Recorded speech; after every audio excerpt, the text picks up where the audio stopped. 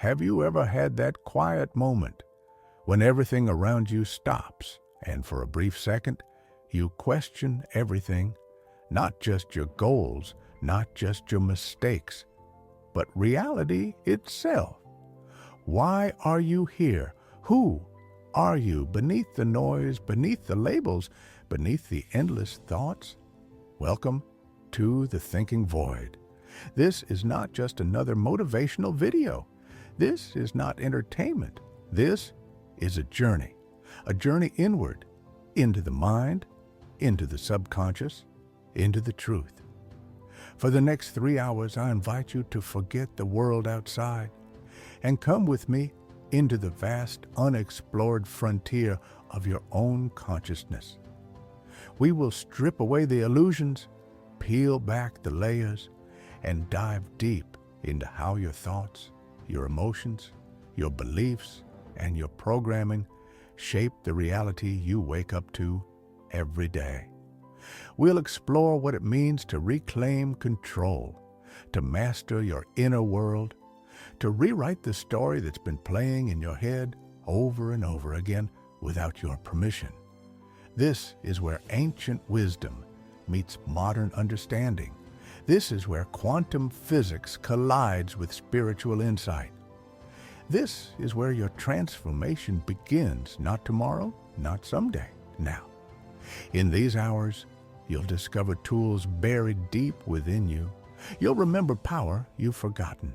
And most of all, you'll confront the only thing that's ever truly stood in your way: yourself. This is for the thinkers, the seekers, the ones who know there's something more, something greater waiting just beneath the surface. So sit back or lean in, but listen closely, because once you step into the thinking void, you will never see your life the same way again. Let's begin. Chapter 1. Awakening the Inner Observer. There comes a moment in every life when we pause, not because the world has stopped, but because something within us has stirred. A subtle shift, a ripple in the surface of our awareness that beckons us to look deeper, beyond the noise, the habits, the relentless momentum of everyday life. In that silence, we meet the one who watches, the inner observer. You've always been there, hidden beneath layers of thoughts, emotions, and conditioned responses. You are not your thoughts. You are the one aware of them. You are not your emotions. You are the presence that feels them rise and fall. And you are not your memories. You are the timeless witness that sees them like waves returning to the shore. But to awaken this inner observer is to challenge the very identity you've built. It's to step beyond the familiar comfort of automatic living. This awakening doesn't require a mountaintop or a monastery. It begins with a question. Who am I when I stop pretending to be everything I've been told to be? In a world that constantly pushes us to react, to hurry, to strive, to conform, pausing to observe feels almost rebellious. But in this pause, you reclaim your power. You begin to realize that you are not a victim of your mind, but its master. The mind is a magnificent tool, yes, but it was never meant to be your master. The moment you begin to watch it, a gap forms between you and your thoughts. That gap is liberation. Let's consider something simple. The next time you feel anxious, don't rush to fix it. Don't label it. Don't resist it. Just observe it. Watch it like a curious scientist. Where does it sit in the body? What shape does it have? Is it sharp or dull? Does it move or stay still? This act of observation is not passive. It is the most powerful kind of attention. It is the foundation of transformation. Every reaction we have, anger, fear, doubt, is a signal. Not a signal to fight or flee, but a signal to awaken. To wake up from the trance of unconsciousness. You see, We've been trained to escape discomfort rather than examine it. But what if discomfort is the doorway? What if within every shadow lies a spark of light waiting to be reclaimed? The inner observer is not here to judge or control. It is here to see clearly and compassionately. When you observe without judgment, something miraculous happens. The charge dissolves. Emotions no longer own you. Thoughts lose their grip. And in that stillness, you hear a voice that's been drowned out by the noise of the world, the voice of your true self. This isn't philosophy. It's practice, a living truth. You don't need to read 100 books or memorize ancient teachings. You need only one commitment: to stay awake. Awake to the sensations in your body. Awake to the thoughts passing like clouds. Awake to the choices you make when no one's watching. But here's the paradox. You must begin where you are, not where you wish to be. Don't wait to become more spiritual, more healed, or more ready. You are ready now. This moment, as messy or mundane as it may seem, is the perfect doorway into presence. And presence is the only place true change can occur. You've probably heard it before: be present. But what does that truly mean? It's not about trying to stop your thoughts or forcing a false sense of peace. It's about returning your attention to the now, over and over again. Not because the present moment is always pleasant, but because it's always real. It's the only place life ever happens, and it's the only place where you can meet your inner observer face to face. Think of your awareness as a beam of light. Wherever you shine it, that's where your energy flows. Most of us unconsciously shine it outward, onto distractions, arguments, and worries. But when you turn that light inward, something astonishing happens. You begin to see the architecture of your own conditioning. You see the loops, the patterns, the stories you've repeated for years. And more importantly, you see that you are not those patterns. You are the one observing them. And in that observation, a quiet revolution begins. You begin to reclaim parts of yourself you abandoned long ago. The courage buried beneath fear, the clarity hidden beneath confusion, the peace that was always yours, waiting in the silence between two thoughts. The world outside may continue to swirl in chaos, but within you, a center begins to form, a still point, a homecoming. This is the power of awakening the inner observer. It doesn't require belief. It requires attention. Your attention is your most sacred currency. Where you place it determines the quality of your life. So choose wisely. Choose to see, to listen, to witness. Let this be your practice, not just for today, but for a lifetime. Begin with just one moment, one breath, one choice to pause before reacting, one choice to listen instead of assume, one choice to stay awake instead of drift. You are not here to sleepwalk through your life. You are here to wake up, to remember, to reclaim the brilliance that has always been yours. And this is only the beginning. The journey inward does not unfold in a straight line. It winds through forgotten memories, silent realizations, and sometimes deeply uncomfortable truths. But here lies the paradox of transformation. What we fear facing the most is often the key to our freedom. The mind is like a river. It flows, often turbulently, carrying debris from the past, worries of the future, and fragments of identity we've unconsciously collected. When you awaken as the observer, you step onto the bank. You are no longer swept away. You are watching the current, not drowning in it. This is not detachment in the cold sense. It is intimacy with reality. For the first time, you begin to see things as they are, not as you've been conditioned to believe they are. You notice how quickly a single thought can spiral into a storm, how a memory can hijack your entire nervous system, how your body speaks truths your mouth cannot express. You become attuned not to the external noise, but to the subtle movements within. This level of awareness isn't about control, it's about compassion. When you watch a thought arise, let's say a self-criticism, without reacting to it, something incredible happens. It passes. You realize you don't have to believe every thought you think. You don't have to react to every emotion you feel. You don't have to answer every fear with panic. You are the sky, and these are just passing weather patterns. And when you see this clearly, space opens up. Real space, the kind of space that allows for new choices, for creative responses, for silence, where there was once only noise. It's in this space that healing begins.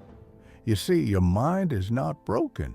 It has simply been running the wrong program, not because you failed, but because no one ever taught you how to install a better one. You were handed beliefs before you could question them. You were conditioned by repetition, by your parents, your culture, your trauma. And now, as the observer, you begin the sacred work of reprogramming. But reprogramming does not begin with affirmations or visualizations. It begins with presence. Until you become conscious of the unconscious, it will run your life, and you will call it fate. The observer doesn't rush to change the programming. It simply watches. And in that watchfulness, the old code begins to lose its power. Here's something profound. Nothing truly changes until it is first accepted. Not in resignation, but in recognition. You cannot escape what you refuse to face. But when you look at your patterns with loving awareness, they start to dissolve. Imagine a shadow. If you chase it, it runs. If you fight it, it grows stronger. But if you turn on the light, it vanishes. Your attention is that light. Your presence is that power. Start small. The next time you feel triggered, pause. Don't suppress it. Don't react. Just notice. Where is it in your body? What thought ignited it? Can you stay with the sensation without labeling it? This is meditation in motion, not sitting cross-legged in silence, but living with your eyes open. Your daily life is your dojo. Every conversation, every challenge, every discomfort is a teacher, an invitation to return to the observer. There's no need to wait for the perfect moment. This is the perfect moment. Now, let's speak honestly. This path is not always comfortable. To awaken is to disturb the familiar. You'll begin to see just how automatic your reactions are, how often you defend your pain instead of releasing it, how deeply attached you are to the very stories that limit you. But this is not a failure. It's the evidence that you are finally waking up. The greatest illusion is that awakening must be dramatic, a lightning bolt, a sudden epiphany. But true awakening is subtle. It's the space between stimulus and response. It's the choice to breathe before you speak. It's the moment you realize you no longer believe the voice that once told you you're not enough. This kind of shift doesn't scream. It whispers. And those whispers, when followed, change everything. There will be days when you forget, when you fall back into old patterns, when you feel overwhelmed, reactive, impatient. Let that be okay. The observer does not demand perfection. It only asks for presence. Your job is not to never fall. Your job is to notice when you have and gently return. That gentle return is everything. Every time you bring awareness back to the moment, you strengthen a new neural pathway. Every time you observe rather than react, you reclaim energy once wasted on survival patterns. Slowly, steadily, you become the master of your internal state. Not through control, but through consciousness. And what you master within, you transform without. Because when you live as the observer, you begin to see others differently too. You see that everyone is acting from their own conditioning, that anger is often pain in disguise, that judgment is a projection of insecurity, that behind every mask is a being who, like you, is seeking freedom. You stop taking things personally. You stop needing to win. You stop needing to be right. You become less interested in proving yourself and more devoted to discovering yourself. And discovery is a sacred unfolding. It is not static. It is not finished. It is a spiral, deepening with every breath. The more you observe, the more you uncover. Layers of identity begin to fall away, not because you're losing yourself, but because you're finally meeting the self that was always there. The observer is not a character in your story. It is the awareness that holds the entire story, the one who watches, the one who knows, the one who remains. And now that you've begun to glimpse it, everything will start to change. Not overnight, not all at once, but inevitably. Because once you've seen the truth of who you are beneath the noise, you can never truly go back to sleep. The moment you awaken the observer within, you have taken the first step toward absolute sovereignty over your mind, your emotions, and ultimately, your life. But now the real work begins. Awareness must become practice. Insight must become embodiment. Knowing is not enough. You must live what you know. This is where most people falter.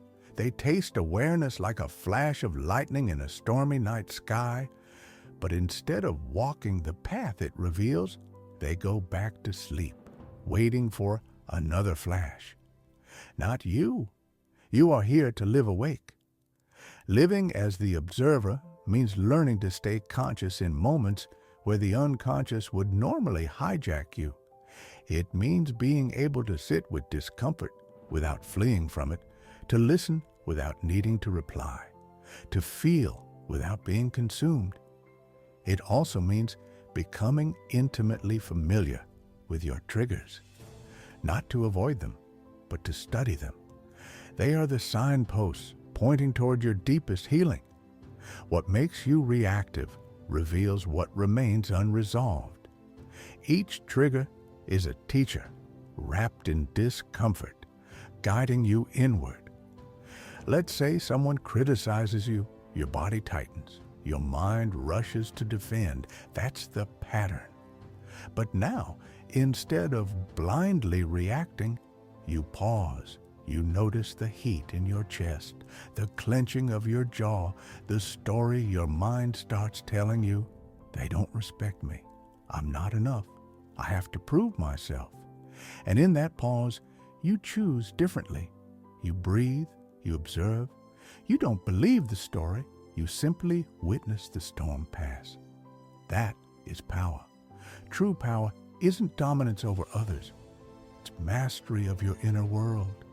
It's being able to sit in chaos and not let it dictate your peace. It's being so rooted in presence that nothing can pull you out of yourself.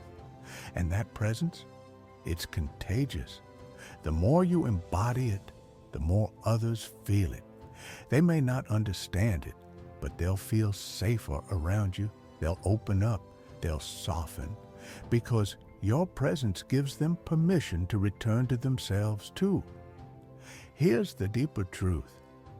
When you live as the observer, you are no longer trapped in your personal story. You no longer define yourself by your pain, your past, your mistakes, or your titles. You become a witness to it all, not detached, but free. It's like watching a movie. Before, you were lost in the scenes, forgetting you were sitting in the theater. Now, you're aware of the screen, the characters, the soundtrack, and the fact that none of it is who you really are. You are the silent witness. You are the one who sees. And this changes the way you engage with the world. You stop needing to control. You stop needing others to behave a certain way so you can feel okay. You stop outsourcing your peace. You reclaim it. But don't mistake this for passivity. The observer is not passive. It is infinitely creative. From this state, you no longer react to life. You respond. You choose. You create. You move with intelligence, not impulse. And now a natural question arises. If I'm not my thoughts, not my emotions, not even my identity, then who am I? That question cannot be answered with words. It must be experienced in silence. But here's a pointer.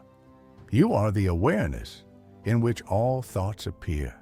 You are the stillness beneath every wave. You are the unchanging presence behind every changing moment. Sit with that, not as a concept, but as a direct experience. Here's a practice. Throughout your day, pause often. Just stop. Take a breath and ask, who is watching this moment? Not with your mind, but with your attention. Feel the watcher. Rest as that. Do this often, not just during meditation, but in traffic, in meetings, in conversations. Let awareness become your resting state. Let presence become your default setting. This is how you shift from survival to sovereignty, from noise to knowing, from distraction to depth. It's not about being perfect. You will forget. You will fall back into old habits. That's okay. What matters is that you return again and again. Every return is a rewiring. Every return is a revolution. Soon, you'll notice a gap growing between stimulus and response, a silence expanding inside you. That silence is not empty. It's full of wisdom, full of choice, full of power. And from that silence, something new begins to emerge. Intuition, insight, inner guidance. Call it what you will. It's the voice beneath the noise, the knowing beyond thought, the compass you were born with but forgot how to use. The observer doesn't just see clearly, it hears clearly, it senses, it knows. And when you live from this place, you're no longer guessing your way through life. You're moving from alignment, from truth, from presence. And now, as this chapter closes, you must understand this. Awakening the observer is not a one-time event. It is a daily devotion, a continual remembering, a practice of radical honesty and gentle return. But it is also the most liberating gift you can give yourself. Because when you know how to return to the observer, nothing can control you. Not your past, not your pain, not even your mind. You become unshakable, not because life gets easier, but because you've discovered the one place within you that is always at peace. This is your foundation. This is where we begin. From this sacred vantage point, the rest of the journey unfolds, not in confusion, but in clarity, not in fear, but in presence, not in reaction, but in choice. You are no longer asleep. You are here. You are aware. And this changes everything. So now, with the veil lifted and the inner observer awakened, you stand at the threshold of a new reality, a reality not built on reaction, but on choice, not on fear, but on presence, not on the false stories you've inherited, but on the truth you've rediscovered within. This chapter wasn't just about understanding a concept, it was about unlocking a new way of being, a way of moving through life with clarity, stability, and grounded power. Because when you see yourself clearly, the world begins to reflect that clarity back to you. From this day forward, your task is simple but sacred. Return to awareness again and again, no matter the moment, no matter the challenge. This is your foundation. The observer is your anchor. And from this still conscious center, you will rebuild everything. But this is only the beginning. In the next chapter, we will journey deeper. We will enter the realm of the subconscious, the hidden operating system behind your every thought, behavior, and belief. Because now that you've awakened the one who watches, it's time to rewrite what's being watched. Prepare yourself. The real transformation begins now. Chapter 2. Rewriting the Unseen Script. Imagine this. You walk into a room, and without consciously realizing it, you feel uneasy. You don't know why, but something feels off. Your posture changes. Your breath shortens. Your tone becomes guarded. But you can't explain it. That's not your conscious mind reacting. That's your subconscious running the show. For most people, this is life. A theater of habits, emotional echoes, and reflexive thoughts, directed not by choice, but by conditioning, by scripts written long before they had the ability to choose. This chapter is not about becoming aware of the subconscious. You already know it exists. This is about understanding its language and learning how to rewrite the script. Because if you don't, it will keep writing your life for you. The hidden operating system. Let's start with the truth most people avoid. The subconscious mind is millions of times more powerful than the conscious mind when it comes to processing information. If your conscious mind is the captain, the subconscious is the ocean. If your conscious thought is the spark, the subconscious is the engine that actually moves the vehicle. And here's the uncomfortable part. Most of the beliefs you hold, the emotions you repeat, and the decisions you make didn't originate from conscious choice. They were programmed into you through repetition, through emotion, through trauma, through praise, through the silent rules of your culture, your family, your environment.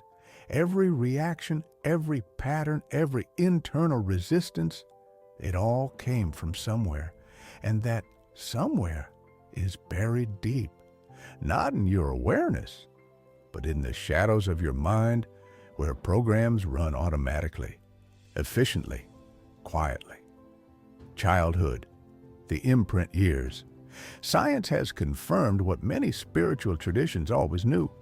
Between birth and around the age of 7, your brain operates in a hypnagogic state, a frequency range, theta waves, that's highly suggestible, like a sponge soaking up everything.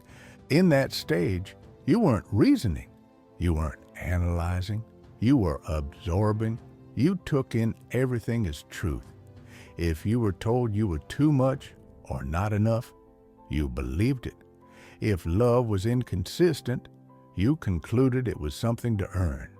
If safety was unpredictable, you assumed the world was dangerous. You didn't just experience these moments, you became them. And then you grew up. But the programming stayed. You got older, but the subconscious rules remained untouched, like ancient code running silently in the background of every app on your mental device. So you wonder, why do I keep sabotaging myself? Why do I keep ending up in the same relationships? Why do I feel anxious even when everything looks fine? The answer? Because your subconscious is just following its script. Emotion, the pen that writes the code. Here's what most people don't understand. The subconscious doesn't respond to logic. It responds to emotion. That's why affirmations alone don't work. You can tell yourself, I am worthy 1,000 times.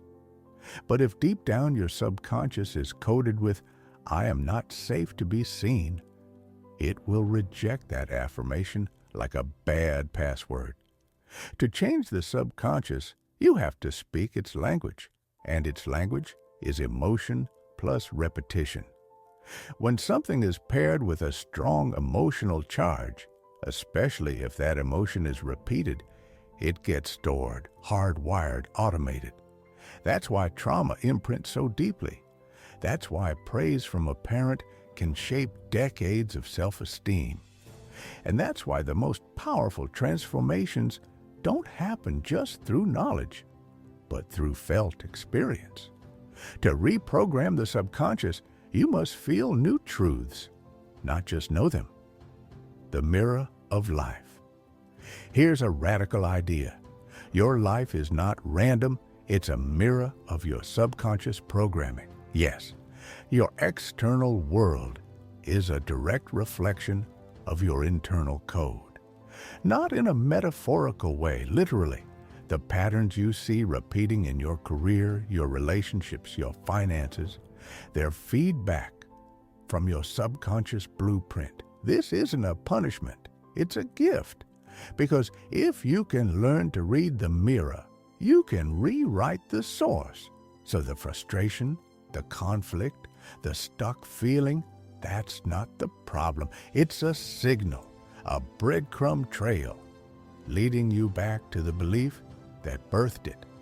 And when you find it, when you bring it into the light, you can finally choose something different. Not with force, not with willpower, but with awareness. Awareness is the flashlight that exposes the unseen. It is the only power that makes the unconscious conscious. When you shine awareness on your patterns, you reclaim the ability to choose. You move from victim to creator, from reacting to rewriting.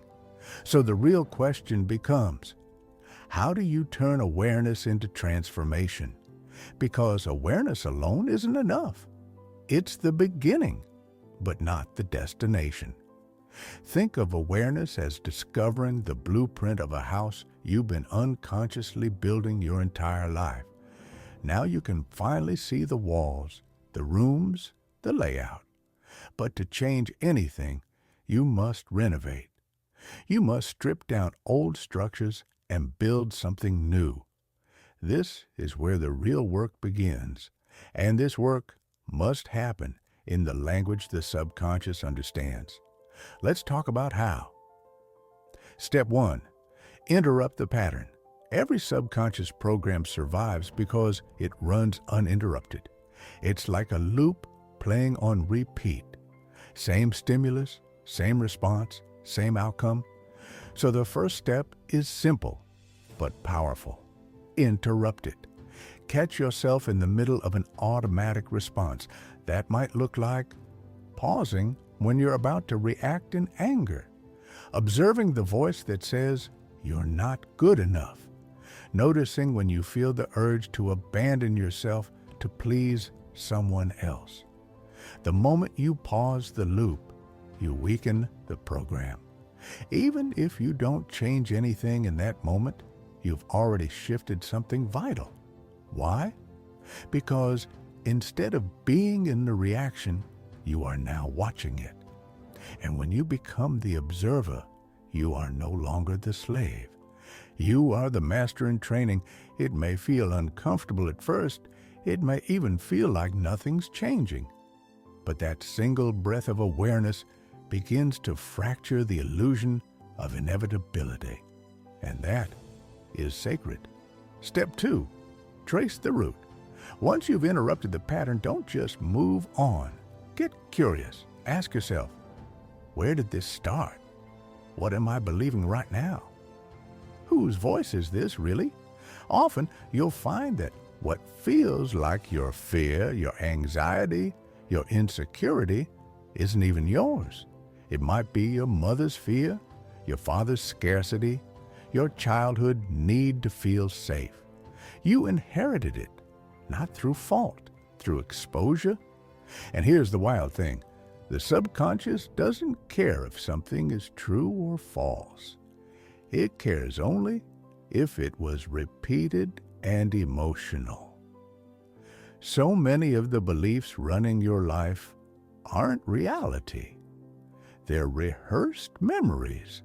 But once you trace the root, you reclaim your right to question it, to challenge it, to speak a new truth over it. That's when transformation begins. Step 3. Rewrite with feeling.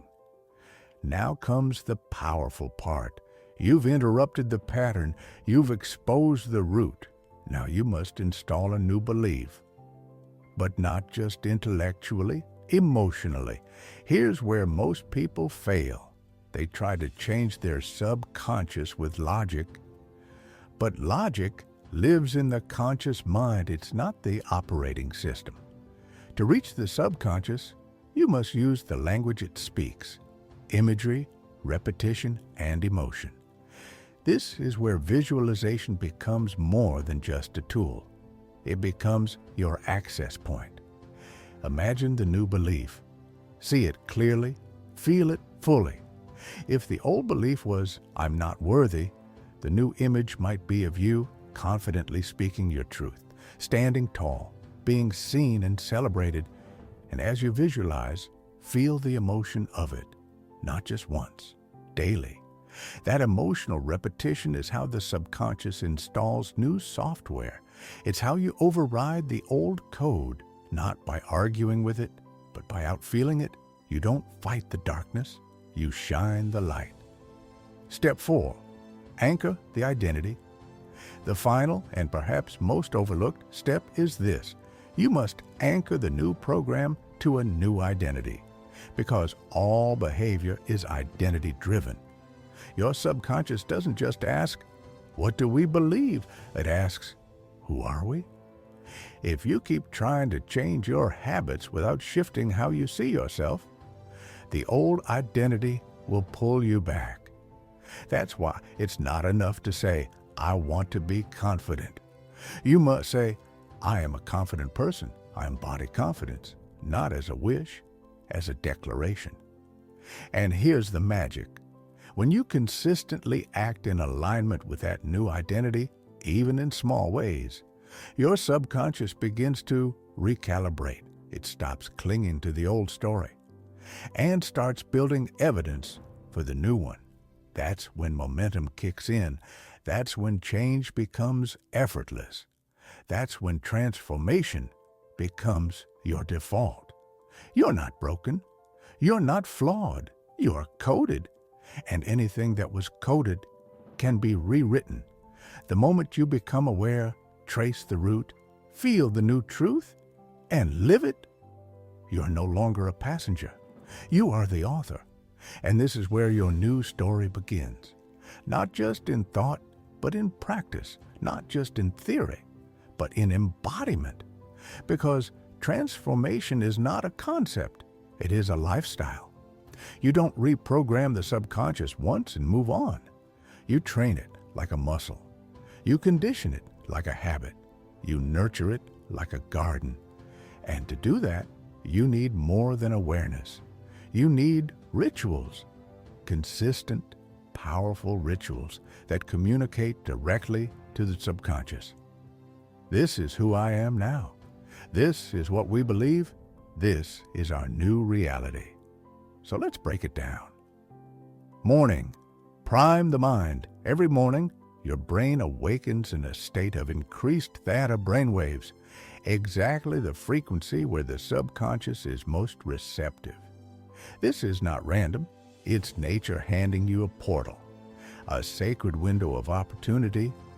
Most people waste this time by immediately grabbing their phones, checking emails, scrolling social media. In doing so, they program their subconscious with chaos, urgency, and fear before their feet even touch the floor. But not you. You're going to use that window to plant seeds. Here's how. Breathe consciously. Before you even open your eyes fully, take 5 slow, deep breaths. Feel your body. Anchor yourself in presence. Speak your new identity. Declare it, out loud if possible, not as a hope, but as a reality. I am powerful. I am safe in my body. I trust the flow of life.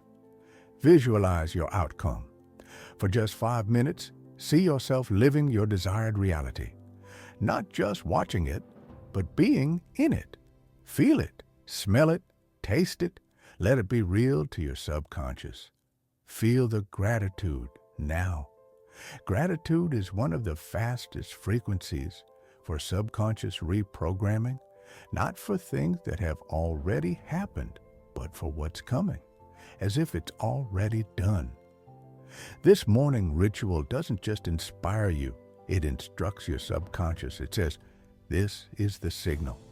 Align everything else accordingly. And it will. Daytime. Align through action. Throughout the day, life will test your programming. That's not a sign you're failing. That's your curriculum. Old patterns may surface. Triggers may reappear. That voice of doubt may whisper again. But now, you meet them differently because you've primed the system. You've planted the seed. Now it's time to walk in alignment. This doesn't mean perfection. It means choice. Here are a few tools to use throughout the day. Micro repatterning. Every time you catch yourself slipping into an old thought, interrupt it with the new identity.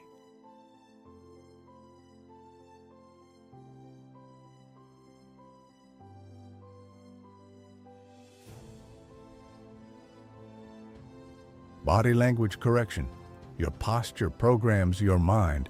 Slouched, small posture says, I'm not safe, I don't matter. Instead, sit tall, shoulders back, breathe deeply. Command your physiology to match your identity. Anchor moments. Choose one small action each day that reflects the new belief. If your belief is, I am confident, maybe it's initiating a conversation. If your belief is, I am abundant, maybe it's giving generously.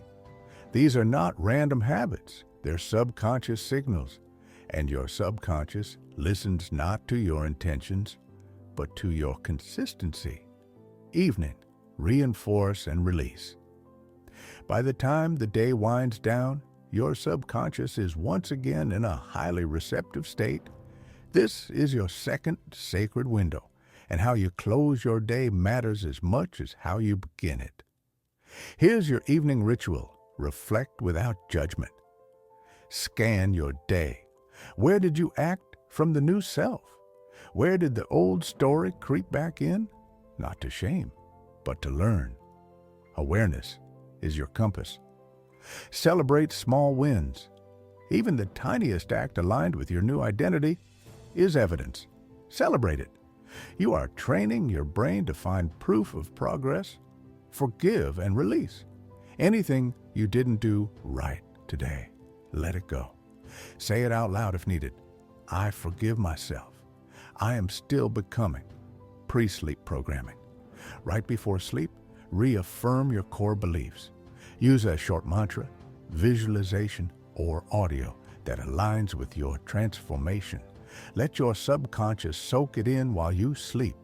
Remember, your subconscious is like fertile soil. What you plant before sleep grows overnight. You are not only rewiring your brain, you are reseeding your soul. The identity shift. All of this, the morning, the day, the night, it's not about tricks or hacks. It's about becoming the person who lives in love, not fear. The person who chooses creation, not reaction. The person who honors their power instead of outsourcing it. You're not pretending, you're returning to the real you, the one buried under layers of programming, trauma, and fear. With every ritual, every breath, every choice, you are sculpting this new version. And eventually, you won't have to try, because it won't be what you do. It will be who you are. This chapter has not just been about information, it has been an invitation to step out of the fog of unconscious living and into the brilliance of conscious creation. Because now you know, the patterns you carry are not prison walls. They are blueprints, and blueprints can be rewritten. The mind you've inherited is not fixed. It is malleable, and you are its sculptor. The subconscious is not a mysterious enemy. It is a loyal servant, one that carries out whatever commands it receives most often. And from this point forward, your commands will be clear, consistent, and empowered.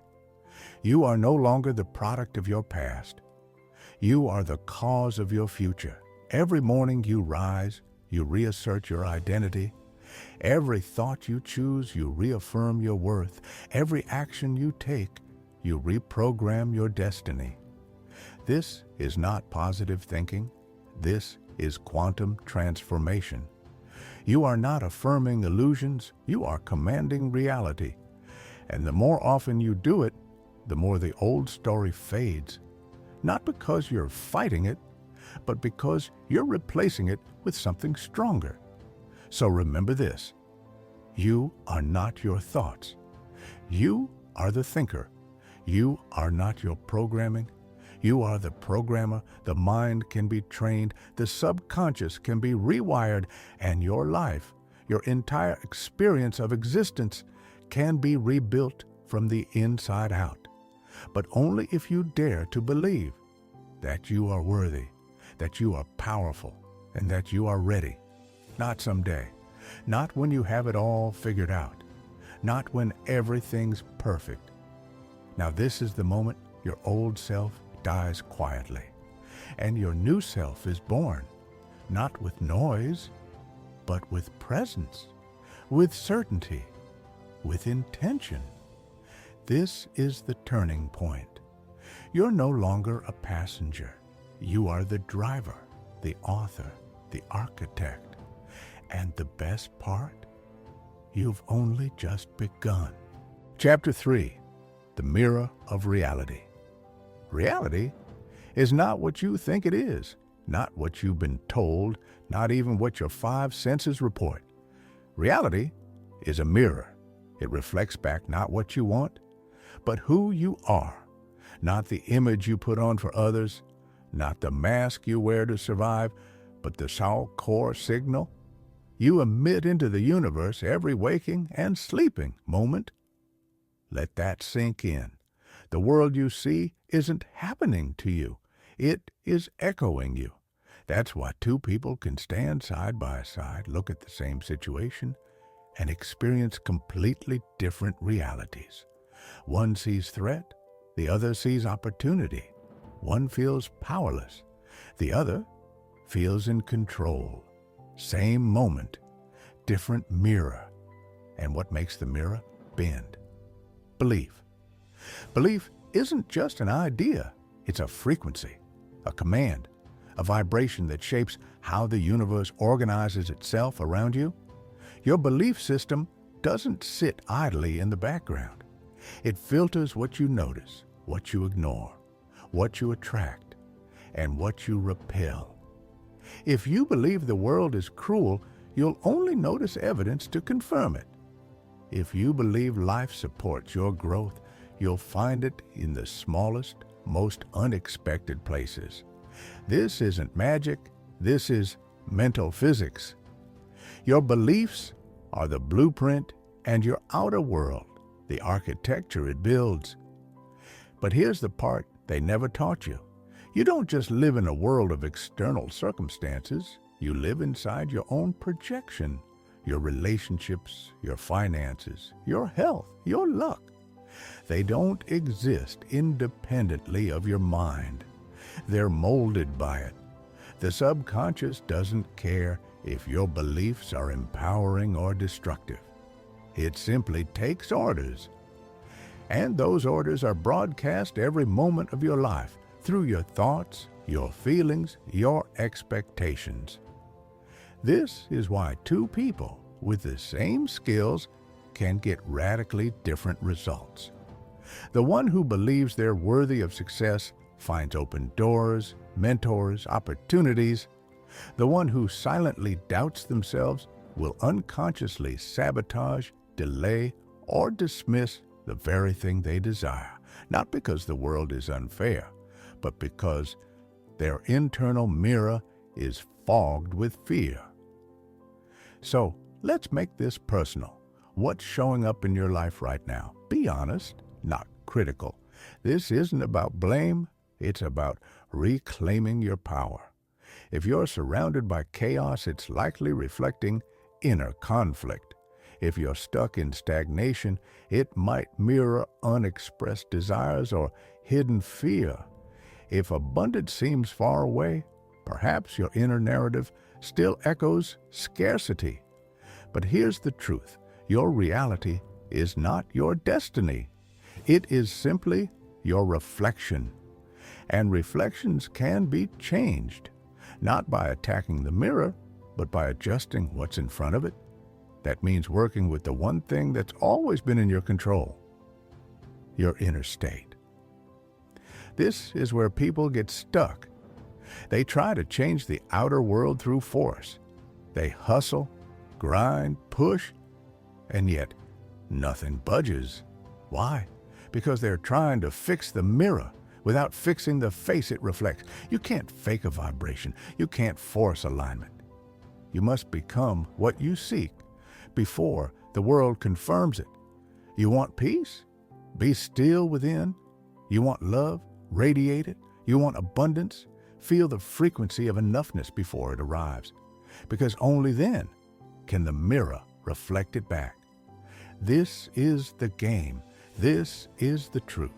You don't manifest what you want. You manifest what you are. So now you understand, the world doesn't show you what you wish for. It reflects who you are being. But the moment you awaken to this, everything shifts. You go from victim to creator, from passenger to pilot. But awareness alone isn't enough. You must turn that awareness inward. Ask the hard questions, the right questions, because the answers you seek aren't out there. They're within. Let's start with this. What beliefs are shaping your reality right now? Not what you say you believe, but what you live. Do you truly believe you are worthy of love? Or do you secretly wait to be abandoned? Do you believe success is your birthright? Or does some voice whisper that you're not enough? Do you believe money flows freely? Or do you brace for every unexpected bill? Look around you, because your life is always answering those questions for you. Every relationship, every challenge, every opportunity gained or missed, all of it reflects your internal story. So pause. Ask yourself, what story am I living? Is it a story of limitation, a story of survival, a story of almost, someday, or not for me? And if it is, who gave you that script? Whose voice first planted the seeds of doubt? Was it a parent, a teacher, a society that taught you to shrink? Here's the uncomfortable truth. Many of your beliefs aren't even yours. They were inherited, conditioned, programmed, but you've repeated them for so long, they feel like truth.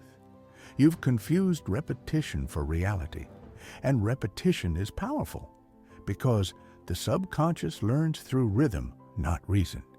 But just because you've rehearsed a limiting belief doesn't mean you must keep performing it. So ask yourself now, what belief am I willing to let go of? Just one. Are you willing to release the belief that you're behind, that you're too late, that you're broken? Because the moment you drop that narrative, you liberate energy. You create space. You send a new signal to the mirror of reality. Here's another question. What emotions are you practicing daily? Fear, resentment, worry, or peace, excitement, gratitude? Because emotions are magnets. They pull in experiences that match their frequency. You don't get what you want when you're worried about not having it. You get more worry, more lack, more proof that you're not there yet. The universe isn't punishing you. It's just responding to your broadcast. So try this. Instead of asking, "When will I have it?" ask, "How would I feel if I already did?" Step into that feeling. Make it your home. Live from it, not toward it. That's not delusion. That's alignment. That's the secret behind every transformation.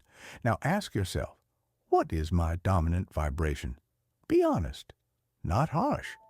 Are you emitting confidence or self-doubt? Hope or hesitation? Creativity or control? Because again, the mirror doesn't lie. It only reflects. And if you're not sure what your vibration is, look at your patterns. Patterns don't lie. Do opportunities slip away at the last moment? Do you attract partners who reflect your worst fears? Do you rise only to fall again? These are clues, messages, echoes of something unresolved. So here's the question that changes everything. Who do I need to become for my outer world to reflect my highest vision? Not, what do I need to do? That comes later. First, who do you need to be? The truth is, you can't create a new life from the frequency of the old one. You must become the version of you who already has the thing you seek. Think about that person. Visualize them. How do they speak? What do they tolerate or no longer tolerate? What choices do they make? What energy do they walk into a room with? Now ask, what's one small step I can take today to align with that version of me? That's where real change begins. Not in the grand gesture, but in the moment you say, "No more," and choose differently. In the moment, you replace judgment with curiosity, fear with trust, doubt with decision. You become the sculptor of your own identity. This is how the mirror changes, not by force, not by blame, but by subtle, radical shifts in your state of being. Because when you change the signal, the reflection must follow every single time. You've started asking the questions. You've begun peeling away the layers. Now, it's time to embody the truth you're uncovering. Because here's the thing most people miss. Your reality doesn't change when you learn something new. It changes when you live something new. Intellectual understanding is just the first spark. It's what you do with that spark that sets your world on fire. So let's take it deeper. Let's go from theory to transformation. Because you can read every book, watch every video, listen to every podcast. But if you don't shift your state of being, you'll stay stuck in the same loop, chasing the illusion of progress. So ask yourself now, am I ready to shift my energy before the evidence appears?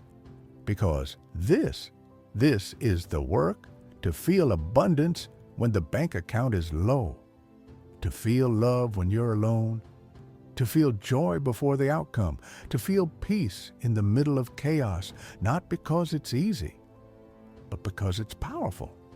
Because when you feel as if you already have it, you collapse the timeline, you stop waiting and start magnetizing. This is the true nature of reality. It doesn't respond to your effort, it responds to your frequency. And your frequency is determined not by your words, but by your state of being.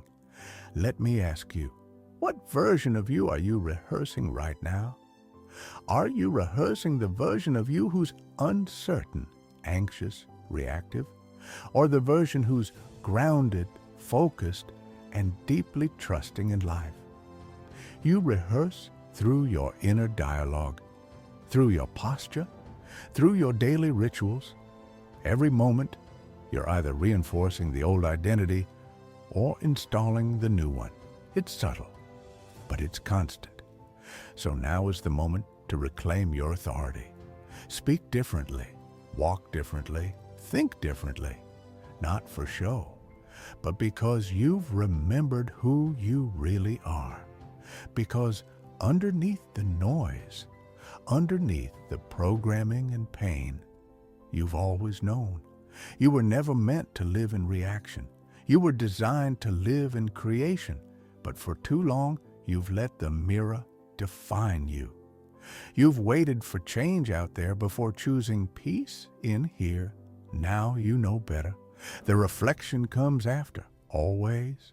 This is why visionaries, mystics, great leaders, they all spoke in the same language. Believe it, and you will see it. Faith is the substance of things hoped for. Act as if, and it shall be given to you. These were not poetic metaphors. They were literal instructions for interacting with the quantum field. And you have that same power. So here's what I invite you to do now. Stop fighting with the mirror. Stop criticizing the reflection. Stop waiting for it to change before you smile. Smile first, feel first, be first. Then watch the reflection shift. This is not about pretending. It's not about lying to yourself. It's about aligning with a deeper truth that the world hasn't caught up with yet. Because that's what manifestation really is. It's reality catching up with your alignment. So ask yourself now, honestly, what reality am I ready to create? Not just wish for, but live from. What would happen if you stopped reacting to the old story and began broadcasting a new one? What if you made peace with what is while vibrating with what's possible? This is the sweet spot. This is the magic zone, where the ego releases its grip and the soul takes the wheel. It's not loud, it's not flashy, it's deeply felt, quiet, undeniable. And when you live from this place, you no longer chase miracles. You become one because you're no longer trying to fix your reflection. You're illuminating the source. And when the source is lit, the mirror has no choice but to shine it back. So take a breath now. Place your hand over your heart. Feel the truth beneath these words.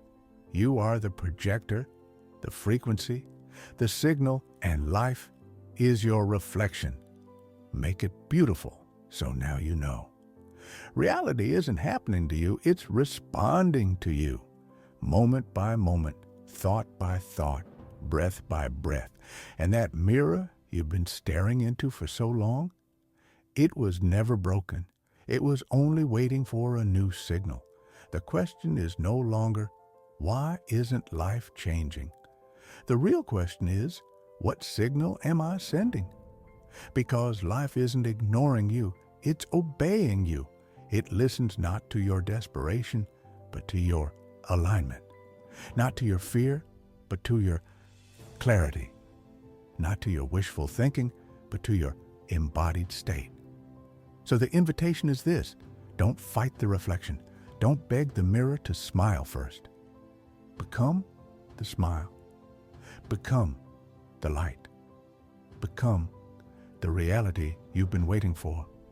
This is where transformation begins. Not in the outer world, but in the inner shift.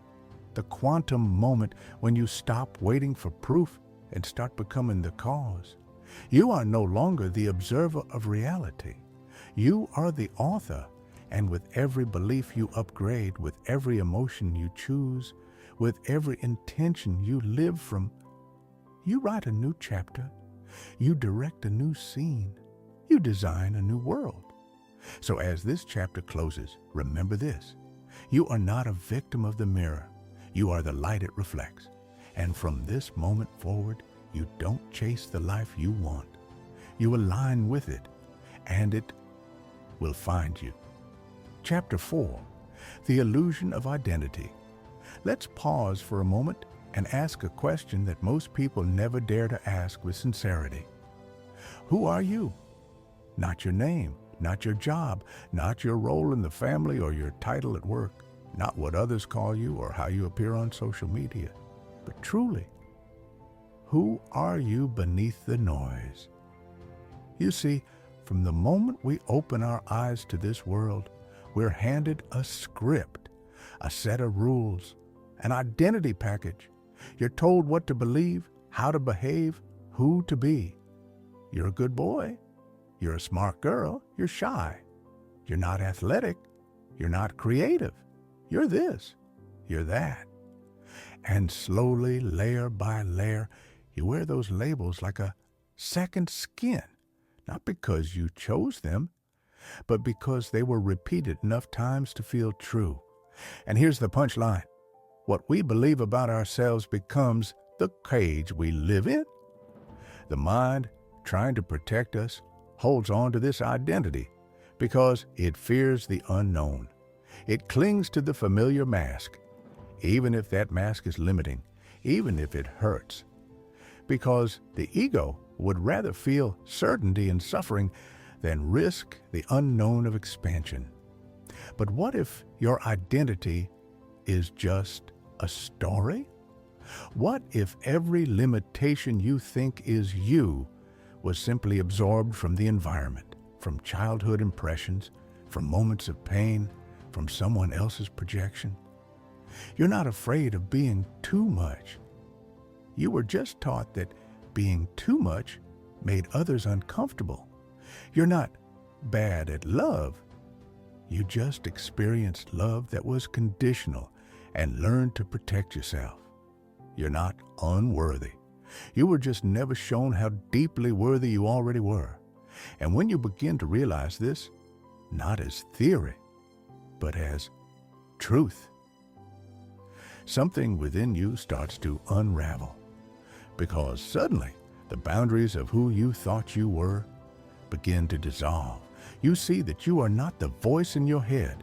You are the one for hearing it. You are not your trauma. You are the one calm, healing it.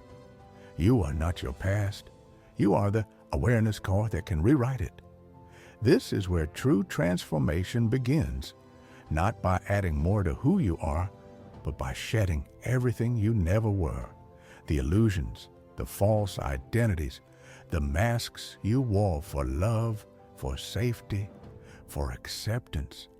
Let them fall, because beneath them is something ancient, something powerful, something sacred.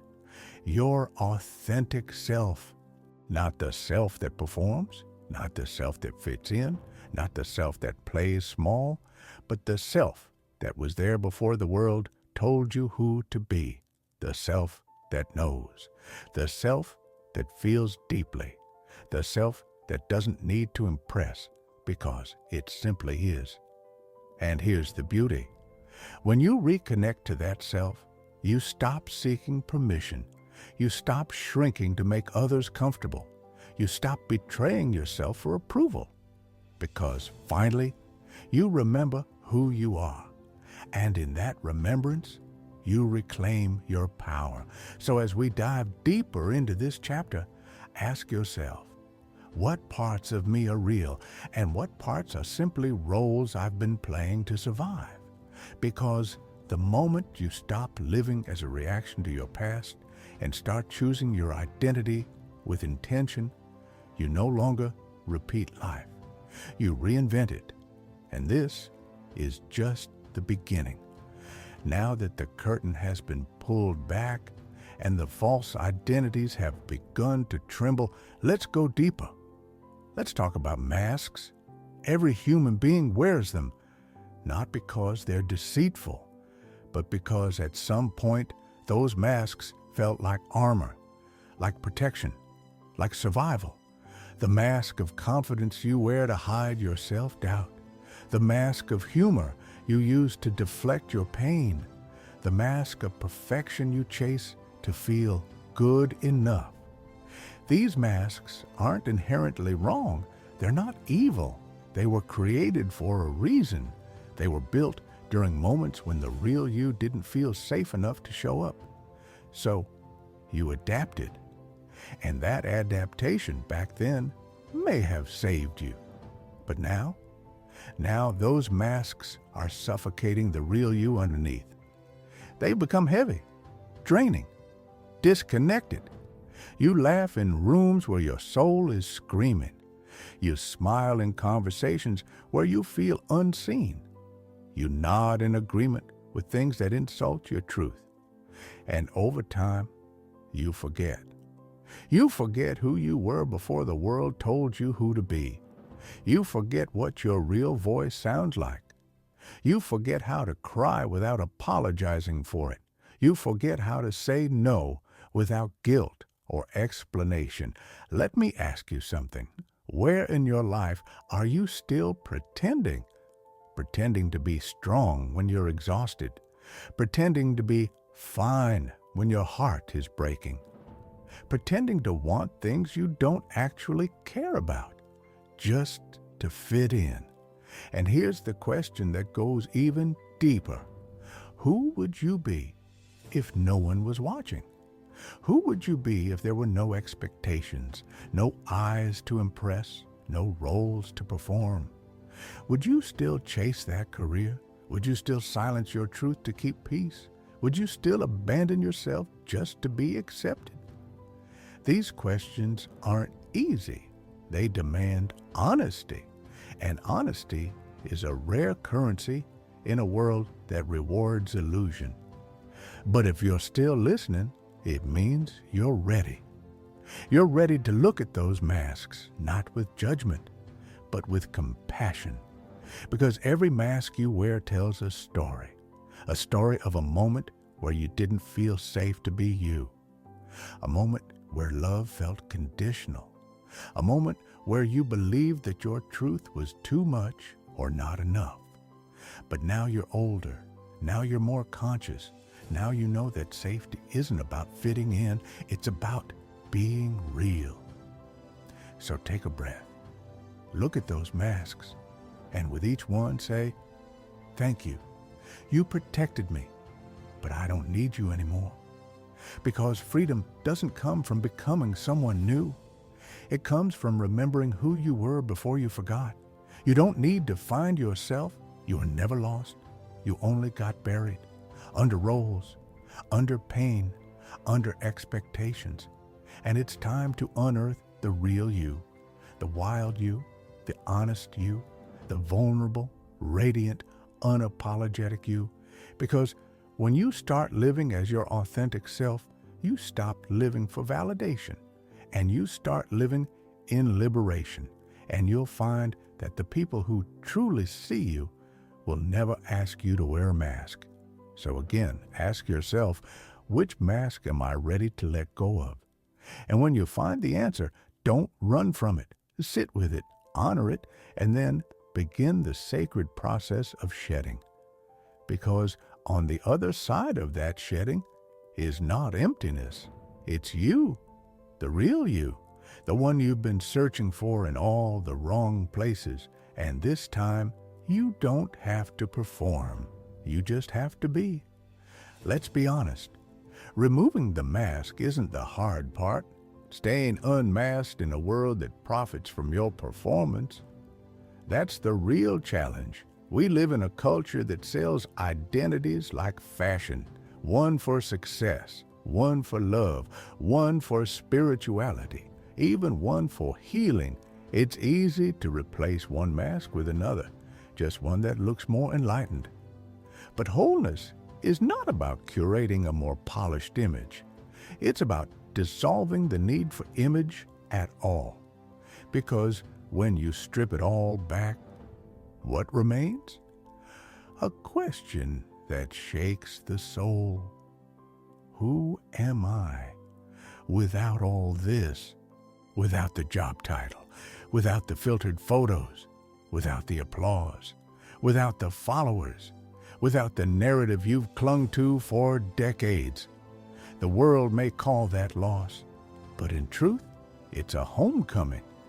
Because the self that remains underneath it all, the self that has no name, no costume, no need to prove anything. That is your essence, pure, unfiltered, unapologetically enough. And when you begin to live from that place, you stop chasing belonging and start remembering you already belonged from the very beginning. But let's not romanticize this journey. It's not all enlightenment and peace. It's raw. It's disorienting. It's 1,000 tiny deaths. The death of approval seeking. The death of who you thought you should be. The death of performing for love. And like all deaths, it comes with grief. You will grieve the version of you that did everything right, yet still felt wrong inside. You will grieve the friendships that were built on pretending.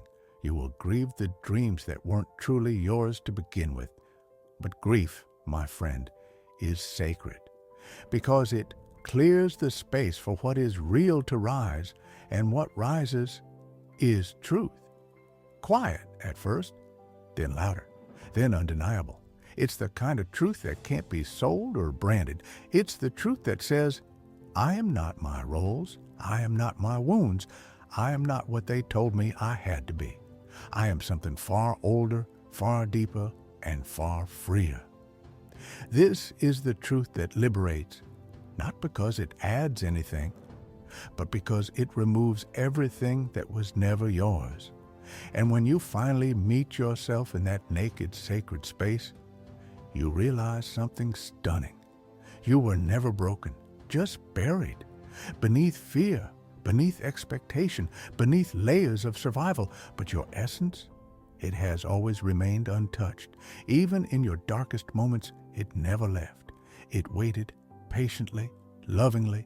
Now, it's your turn to return, to reclaim the parts of yourself you once abandoned for acceptance, to love the pieces that once felt unworthy of light. And in doing so, you don't just remember who you are, you become who you were always meant to be. So here's the invitation. Don't just shed your masks. Step into your essence. Speak from it. Live from it. Build from it. Because the life built on truth will never require you to hide again. Let this be the moment you say, no more shrinking, no more faking, no more forgetting who I am. Let this be your return, not to the world's version of you, but to your own. And that is the real beginning of freedom. You've made it through the maze, not by finding new masks, but by daring to take them off, one by one, piece by piece. And now you stand here, not as the version the world taught you to be, but as the soul you were born to remember. You see, identity isn't something you wear. It's not the costume you put on to be accepted. It's not the story you repeat, so others will understand you. Identity, at its most sacred, is presence. It's the quiet knowing of who you are, even when no one is watching, even when nothing is being validated, even when everything around you crumbles. And that knowing, it doesn't come from books or mantras or mentors.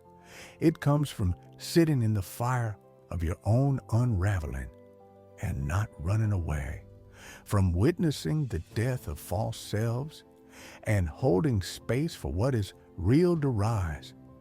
You are not broken for having worn the mask. You were surviving. You were adapting. You were trying to make sense of a world that taught you to hide your light. But now you're awake. And from this awakening, a new question blooms.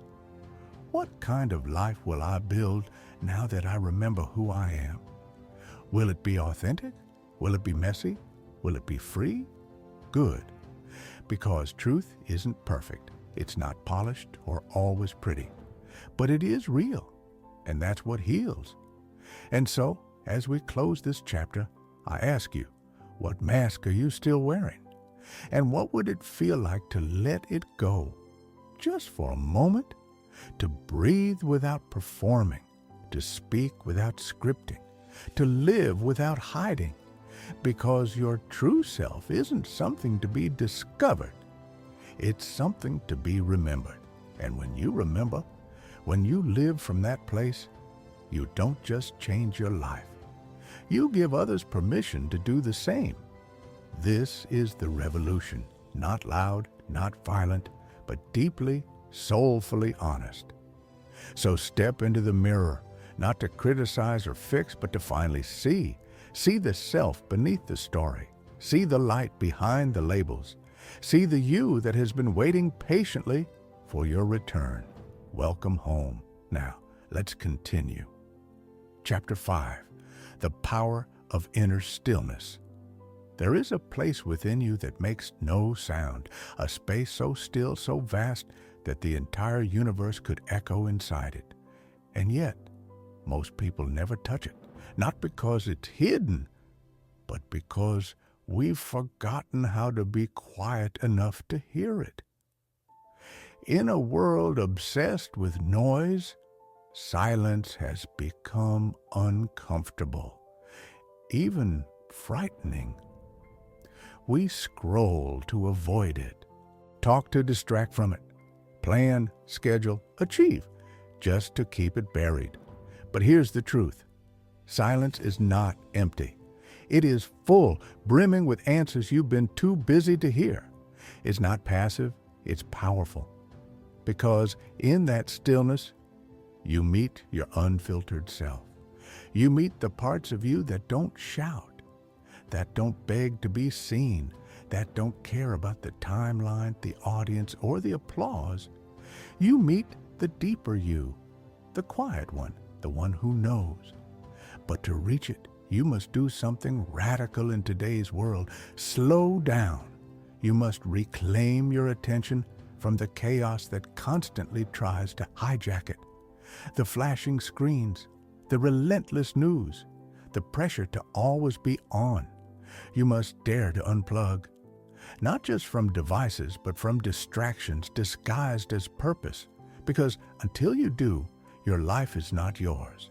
Your mind is not clear. Your decisions are not sovereign, and your presence scattered. But here's the paradox. Silence doesn't mean escaping life. It means finally entering it, fully, consciously, deliberately. It's where you stop reacting to the world and start responding from your center. It's where thoughts slow down, where anxiety loses its grip, where truth, like a ripple across a still lake, begins to emerge. And the best part? You don't need a monastery. You don't need incense or chanting or a perfect meditation pillow. You just need willingness. Willingness to listen. Willingness to be with what is. Willingness to sit with yourself without judgment. It starts with a breath right now. Go ahead. Inhale slowly. Hold it. Now exhale. Feel that? That's the doorway. That is your inner sanctuary.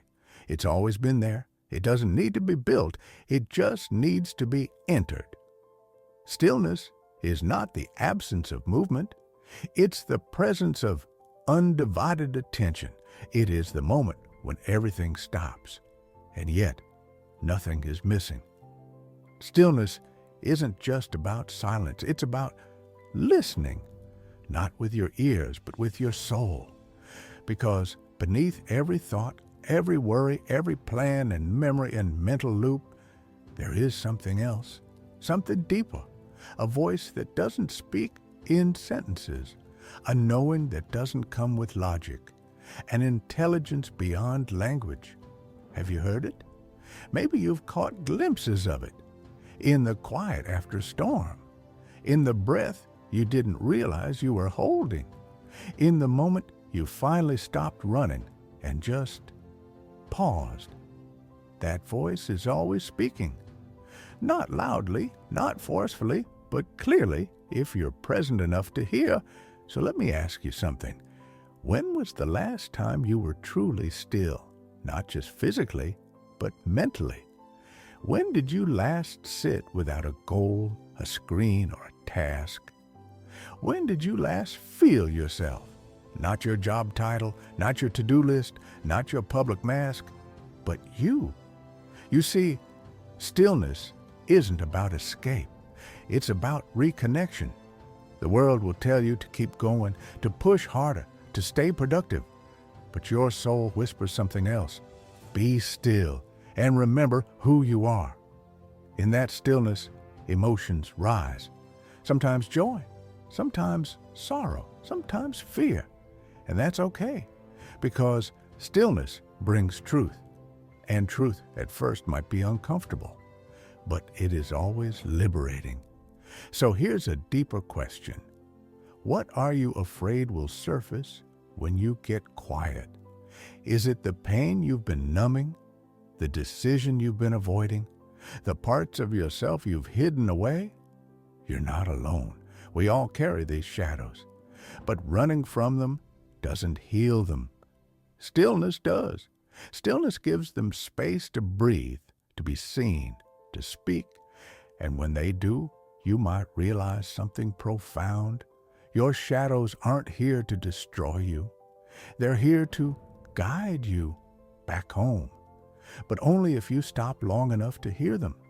Only if you dare to sit in the silence and listen, not just to what's pleasant, but to what's real. And so let's reflect. What thoughts do you avoid the most? What truths have you buried beneath the noise of daily life? What would it mean to stop and face them? It's easy to stay distracted. It's easy to keep moving. But if you never pause, you never realign, and eventually you lose touch with the compass inside you, the one that never lies. So let this be your turning point. Let this be the moment you choose to return to yourself, not through effort, but through surrender. Because stillness is not something you achieve, it's something you allow. It's not a practice for the monks and mystics. It's a birthright, yours, right now, right here. You don't need to earn it. You only need to remember it. And this remembering is the beginning of real power. Stillness is not the end of the journey. It's the beginning of real clarity. Because once you've entered the silence, once you've tasted that calm beneath the chaos, something inside of you shifts. You begin to see things as they are, not as you fear them to be. You begin to hear the quiet wisdom that's been drowned out by the noise of the world. And most importantly, you begin to feel again, deeply, honestly, without filters. But here's what most people don't realize. Stillness doesn't remove you from life. It returns you to it with new eyes, with a steady heart, with grounded presence. This isn't about meditating on mountaintops. It's about bringing silence into the noise. It's about walking through your day anchored in peace. When someone triggers you, you pause instead of react. When anxiety creeps in, you breathe instead of panic. When confusion clouds your mind, you listen inward instead of spiraling outward. This is real power. Not the power to control the world, but the power to remain unshaken by it. The storm might still rage outside you, but inside, you've become the calm. Let that settle in. You don't need to chase peace. You are peace when you stop feeding the rest. It's not that life stops being challenging. It's that you stop being controlled by it. This is what the great sages, mystics, and thinkers across time have known. They didn't withdraw from the world because they couldn't handle it. They withdrew to find the truth within it, and then returned more alive than ever. And you can do the same, right where you are, with your job, your relationships, your responsibilities. Stillness is not about location. It's about orientation. It's not about time. It's about choice. So now I ask you, where have you been reacting instead of responding? What would shift in your life if you brought more stillness to your decisions? What would it feel like to carry peace with you, not as an escape, but as a foundation? You don't need more information. You don't need another productivity hack. You need to return to that space within you where truth lives and noise dies. That space is always here, in your breath, in your pause, in your willingness to feel, to see, to hear. You're not broken. You're just disconnected. And stillness is how you plug back in, not to the chaos, not to the expectations, but to your core. And from that place, everything changes. You speak differently, you walk differently, you attract differently. Why? Because you've stopped grasping, you've stopped chasing. You've become the mountain, not the wind. And this isn't just about feeling better. This is about living better. This is about alignment. And alignment doesn't just bring peace, it brings power, authentic power, silent power, the kind that doesn't need to shout to be heard, the kind that doesn't need to control to influence, the kind that transforms everything it touches because it flows from within. So here, at the close of this chapter, I leave you with one invitation. Let stillness become your standard. Let it be your lens, your compass, your starting point. Let it remind you of who you were before the world told you who to be. Because in stillness, you don't find answers. You remember. You are the answer. And now you walk forward from that place, not louder, but clearer, not heavier, but truer, not seeking, but embodying. The next chapter of your life doesn't begin with doing. It begins with being. And being begins in stillness. You've made it this far, not by accident, but by resonance. Something deep inside you has been whispering, nudging, calling you back to a truth that was never lost, just buried. And now, in the quiet, you've started to hear it again. Stillness isn't just a pause, it's a return to clarity, to intention, to power that doesn't shout but radiates. It's easy to underestimate what silence can do. The world moves fast, and we're taught to match its speed. But in trying to keep up, we lose ourselves. And so, stillness becomes your rebellion, your revolution, your reset.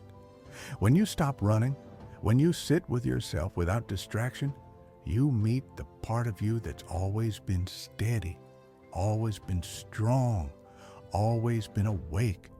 That version of you doesn't need fixing. It doesn't need validation. It just needs space to rise. So, take this chapter not just as insight, but as instruction. Let stillness be your teacher. Let it guide your mornings. Let it shape your responses. Let it slow your breath when life speeds up. Because the world will continue to swirl. But you are learning to anchor. And from that anchor, you will create. You will lead. You will heal. Not only yourself, but others who are still caught in the storm. There is no final destination to this journey, only deeper levels of presence. And with every layer you uncover, you'll realize something extraordinary. You don't need to be more. You need to remember who you already are. Still, steady, unshakable, a force, not because of what you do, but because of who you are being. This is your power, and you've only just begun to touch it. So breathe, slow down, feel the ground beneath your feet, and carry this stillness with you, not just in moments of quiet, but into every space you enter, because the world doesn't need more noise. It needs more of you, clear, conscious, calm, and now you're ready to bring that version of you forward. Welcome to your new way of living. Let's continue. Chapter 6, Emotional Alchemy. turning pain into power. There comes a moment in everyone's journey when the truth becomes undeniable. Pain is not the enemy. It's a messenger, a portal, a call to transform. We've been taught to fear our emotions, to hide them, to suppress them, to label them as bad, too much, or weak. But what if the exact emotions you've been avoiding are the very keys to your healing? What if the pain you've been trying to run from is actually the teacher your soul has been waiting for? This is emotional alchemy, the art of turning your wounds into wisdom, your grief into grace, your darkness into gold. And it starts with this radical truth. You must feel in order to heal. Not just think about your feelings, not just talk about them in passing, but actually sit with them fully, raw, unfiltered. And I know that's not easy because emotions, especially the heavy ones, can feel like tidal waves. They rise without warning, they crash without mercy, and when you're in the middle of one, it feels like you'll drown in it. But here's what most people don't realize. No emotion lasts forever. It only sticks when you resist it. When you let it move, it transforms. That anxiety in your chest, it has a message. That rage in your gut, it's a boundary screaming to be honored.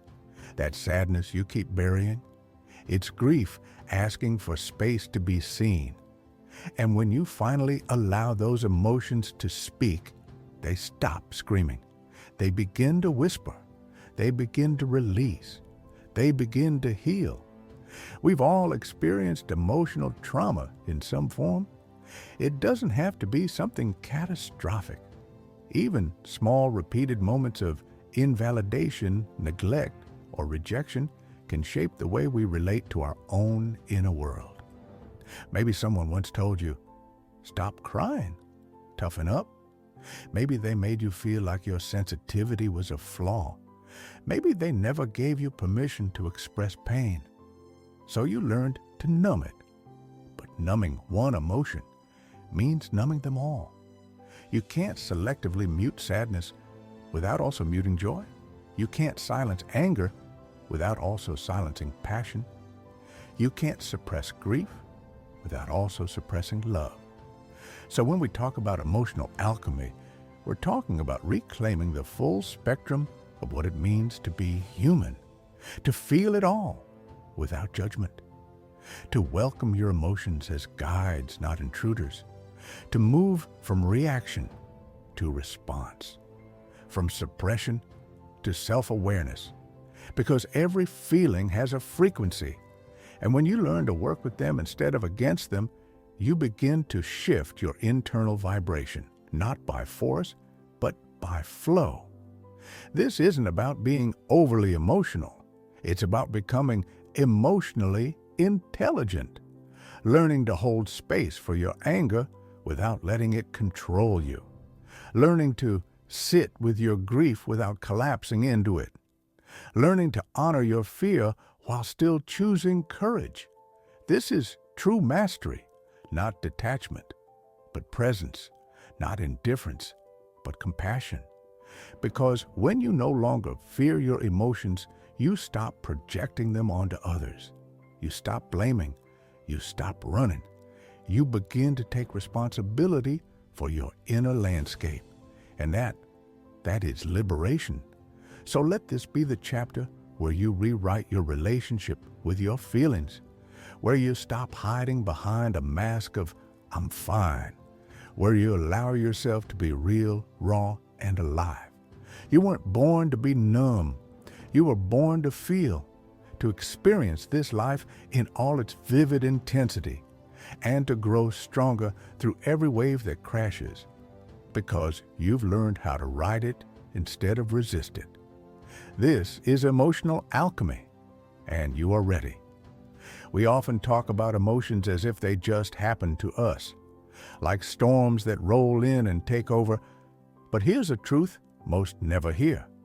You are not at the mercy of your emotions. You are the space in which they arise. You are the observer, the alchemist, the one who gets to choose how they shape you. This is where emotional maturity begins, not by denying what you feel, but by taking full responsibility for how you move through it. So many people get stuck in emotional loops, reacting to triggers without understanding them, blaming others for the way they feel, waiting for external situations to change so they can finally find peace. But peace doesn't come from the outside. It begins when you say, I own this feeling, I welcome it, and I will work with it, not against it. This is radical responsibility. This is the turning point from unconscious reaction to conscious transformation. Let's get honest for a moment. How often do you say things like, "They made me so angry. She broke my heart. He ruined my day. This situation is stressing me out"? It feels true. But if we peel back the layers, we realize that what we're really saying is, I gave this person or situation power over my emotional state. And once you recognize that, you also realize something far more powerful. You can take that power back. No, you may not control what happens around you, but you absolutely get to choose what happens within you. And that's where your freedom lives. The next time something triggers you, pause, breathe, ask yourself, what is this feeling trying to show me? Where is this emotion rooted? Is it present or is it past pain resurfacing? What unmet need or boundary is hidden beneath this reaction? Am I responding from my conscious self or from my wounded self? You'd be surprised how often your anger is a mask for hurt, how often your defensiveness is protecting a part of you that still feels unsafe, how often your numbness is shielding you from grief you've never processed. Your emotions are not the enemy. They are data, messages from your inner world, but only if you're willing to listen. And when you do, something incredible begins to unfold. Your triggers become teachers. Your wounds become wisdom. Your reactivity becomes self-mastery. This doesn't mean you'll never feel overwhelmed, sad, or angry again. You're still human. But it means you'll move through those states with consciousness, instead of letting them hijack your life. Let's talk about something important here: emotional safety. For many people, emotional expression didn't feel safe growing up. Maybe you were told to suck it up. Maybe you were punished for expressing sadness or fear. Maybe love was withdrawn when you showed vulnerability. So what did you do? You adapted. You learned to hide what you felt. You built walls. You internalized the belief that your emotions were dangerous, but that was then. And now you get to create a new inner reality, one where your emotions are welcomed, not silenced, one where you are the safe space you never had, one where emotional expression is no longer a threat, but a path to deeper authenticity and connection. This kind of healing takes courage. It asks you to sit with discomfort, to hold space for your own tears, to breathe through your own fears, to love the parts of you that were never given love before. But every time you do that, you rewire your nervous system. You teach yourself that it's safe to feel. You transform generational patterns of repression. You reclaim the power that was once lost. This is the sacred work, the invisible work, the work that no one sees, but that changes everything. You begin to show up differently, more grounded, more aware, more alive. Because when you stop abandoning your emotions, you stop abandoning yourself. So ask yourself now, when do I feel most emotionally reactive? What emotions do I tend to suppress or avoid? Who taught me how to deal with emotions? And were they emotionally healthy? What would it look like to start welcoming all of me, even the parts that feel too much? There are no wrong answers here, only a deepening into yourself. Only an unfolding of the truth you've always carried inside. You are not broken for feeling deeply. You are not weak for having wounds. You are human, and you are healing. One conscious breath at a time. One moment of self-awareness at a time. One act of emotional courage at a time. There comes a point on this journey when you realize something profound. Your emotional pain was never here to punish you. It was here to wake you up. It was the universe's way of cracking you open so that the light could get in. Because buried beneath your grief, your anger, your heartbreak is your power. Yes, power. But to access it, you must stop fighting your emotions and start alchemizing them. You must look at every emotion, especially the difficult ones, not as obstacles, but as raw material. Material you can use to grow, to build, to become. What does an alchemist do? They take something ordinary, even something painful, and transform it into gold. You are the alchemist of your inner world. When you feel anger, that's heat. It shows you where your boundaries were crossed. It reveals your values. It reminds you that you matter. But only if you listen. Only if you pause before you react. Only if you turn inward instead of outward. Grief is a doorway too. It cracks your heart wide open. It strips away illusions. It connects you to what's real, what's sacred. You can't bypass grief. You can't intellectualize your way through it. You feel your way through. And in that process, you meet parts of yourself you never knew existed. You find your depth, your humanity, your capacity to love fully, fiercely, without apology. Then there's fear, the emotion most people run from. But fear, when faced, becomes clarity. It shows you what matters. It guides you to your next edge. It reveals the threshold between who you are and who you're becoming. Fear only controls you when you avoid it. But when you sit with it, breathe into it, and ask it what it's here to teach you, you take your power back. This is emotional alchemy. And it's not about suppressing or escaping. It's about staying present. It's about holding the tension. It's about loving yourself through the storm. Because that's when you grow. Not when life is easy, not when everything is perfect, but when you choose to rise, even when your heart feels heavy, when you choose to lean in, even when you want to shut down, when you choose to show up for yourself, even when the world doesn't. There's a version of you on the other side of this work, a version you haven't even met yet. They are grounded. They are emotionally free. They are no longer ruled by pain, but shaped by wisdom. And they are already inside you, waiting. All you have to do is keep going. So now, let's integrate everything we've explored. Take a deep breath, in through the nose, out through the mouth. And as you breathe, say silently to yourself, I am the space where emotions are allowed. I do not fear my feelings. I honor them. I listen to them. I grow through them. I am the alchemist of my experience. Feel that truth. Let it sink in. Let it anchor you. Because every time you choose presence over reaction, you rewire your emotional landscape.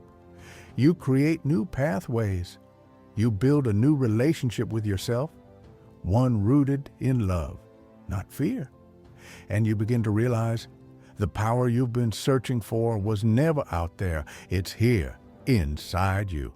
In every breath, every choice, every act of courage, this is the gift of emotional alchemy. Not that life becomes easier, but that you become stronger, deeper, more awake. So as you move forward, remember, you were never meant to stay in your pain. You were meant to rise from it. Let it shape you. Let it teach you. Let it refine you into the clearest, boldest, most authentic version of yourself. The one who no longer fears the storm, because you have become the calm within it. You didn't come here to be untouched by life. You came here to feel, to fall, to rise, to break open, and to become whole again. You came here to remember that every emotion you've ever buried, every ache you've tried to silence, it wasn't here to destroy you. It was here to ignite you. Pain is not the end of your story. It's the beginning of your rebirth. Because once you stop running from it, once you sit with it, breathe through it, and let it speak, you reclaim the pieces of yourself you thought you'd lost. You become more than a survivor. You become a creator of meaning, an architect of healing, a living testimony of transformation. You realize that what once made you feel broken was actually the sacred pressure that shaped your strength, like coal becoming diamond, like heat forging steel, like fire purifying gold. So the next time your heart aches, pause, listen. Instead of asking, "Why is this happening to me?" ask, "What is this awakening within me?" This is not about becoming invulnerable. This is about becoming real, emotionally honest, radically self-aware, powerfully self-loving. Because when you can feel deeply without drowning, when you can rise after breaking, when you can carry wisdom inside your wounds, you have become the alchemist. You're not avoiding pain. You're transcending it. You're not fearing your feelings. You're mastering them. And from this place, you begin to live not as a prisoner of your past, but as the conscious author of your future. So breathe one more time and say to yourself, "I am whole. I am healing. I am home in myself." Because this chapter of your life is not about just surviving the storm. It's about remembering you are the storm. And even more than that, you are the clear sky beyond it. Now, let us turn the page and step into a new realm of inner power. A realm where the voice inside your head becomes your greatest ally. Welcome to Chapter 7, The Power of Inner Dialogue, Rewriting the Voice in Your Head. There's a voice that narrates your entire life. It's with you from the moment you wake up to the second you drift into sleep. It comments on how you look, how well you're doing, and how much you're worth. It whispers doubts, repeats fears, echoes old stories. Sometimes it motivates you, other times it paralyzes you. That voice is your inner dialogue. But here's the truth. That voice is not always yours. You weren't born criticizing yourself. You weren't born doubting your worth or fearing failure. You learned that voice. You inherited it.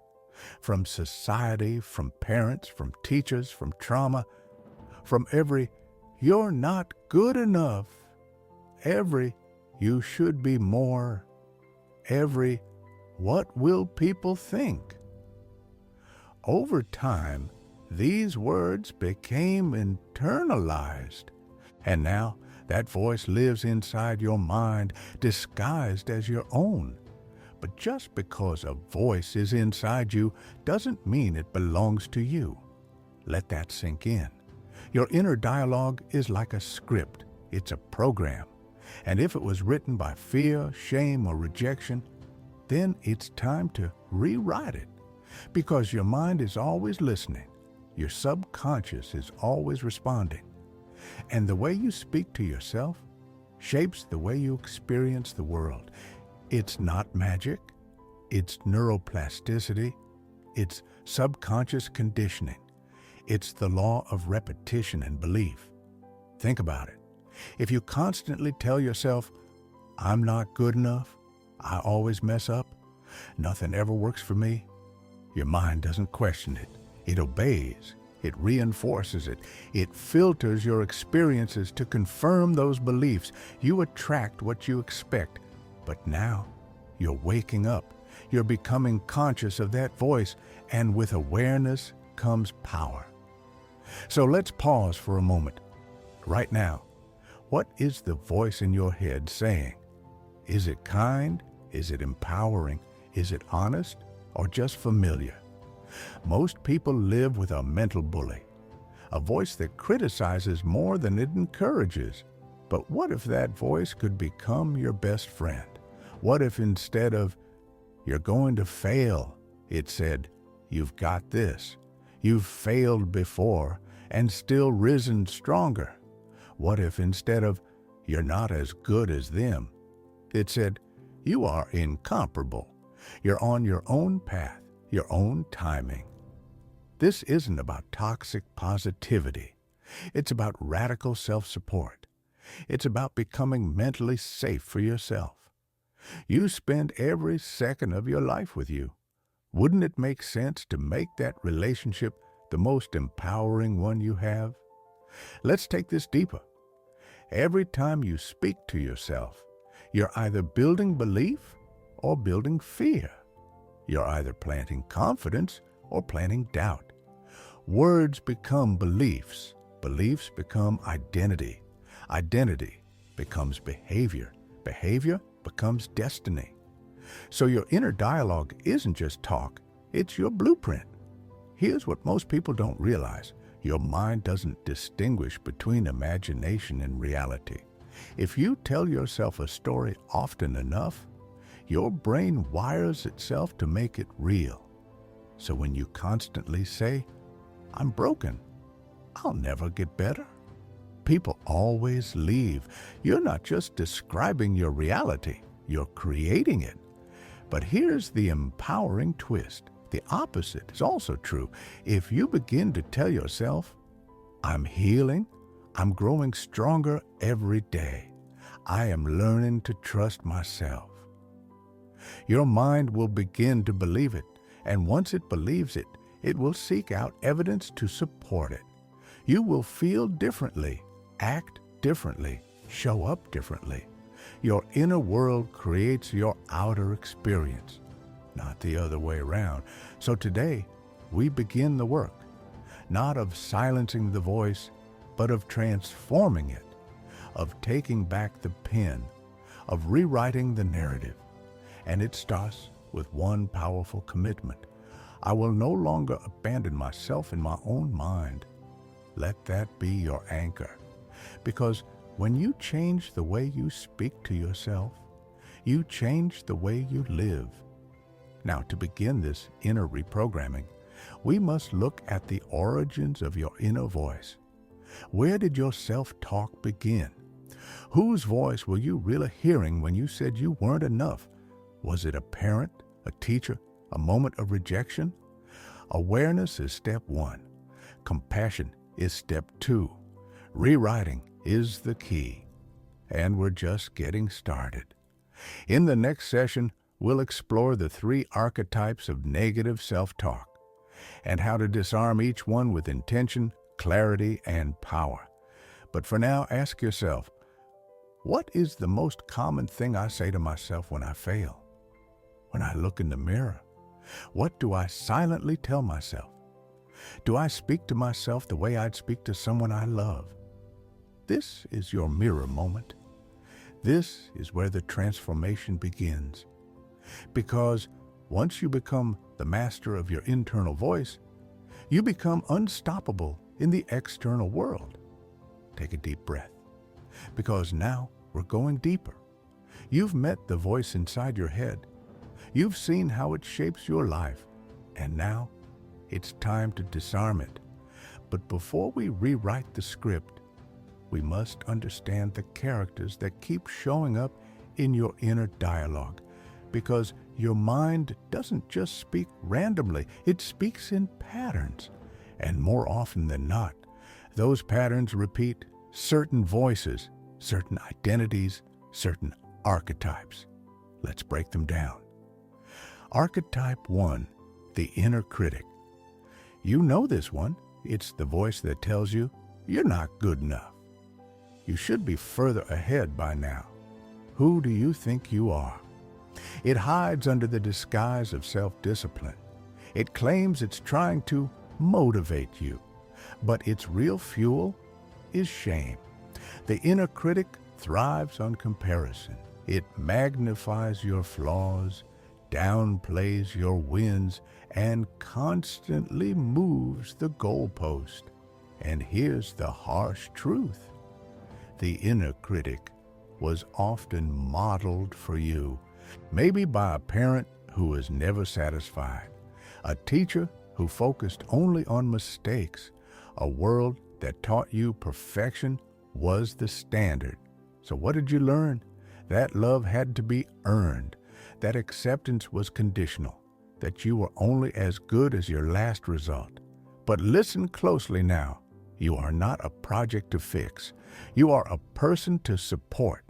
You don't grow by shaming yourself into success. You grow by loving yourself through the process. So when the inner critic shows up, don't fight it. Don't argue. Pause. Ask it. Who taught you to speak to me this way? Whose voice are you repeating?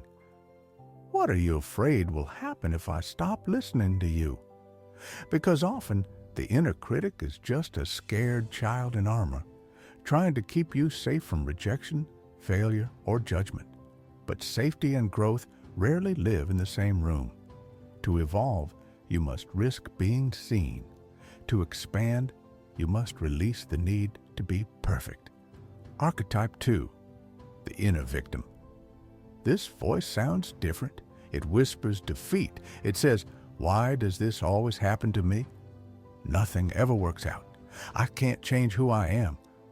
This isn't just self-pity. It's a deep-seated learned helplessness. And it often forms when your power was taken away. When you were young, vulnerable, or overwhelmed. When you were conditioned to believe that your voice didn't matter. That no matter what you did, things would stay the same.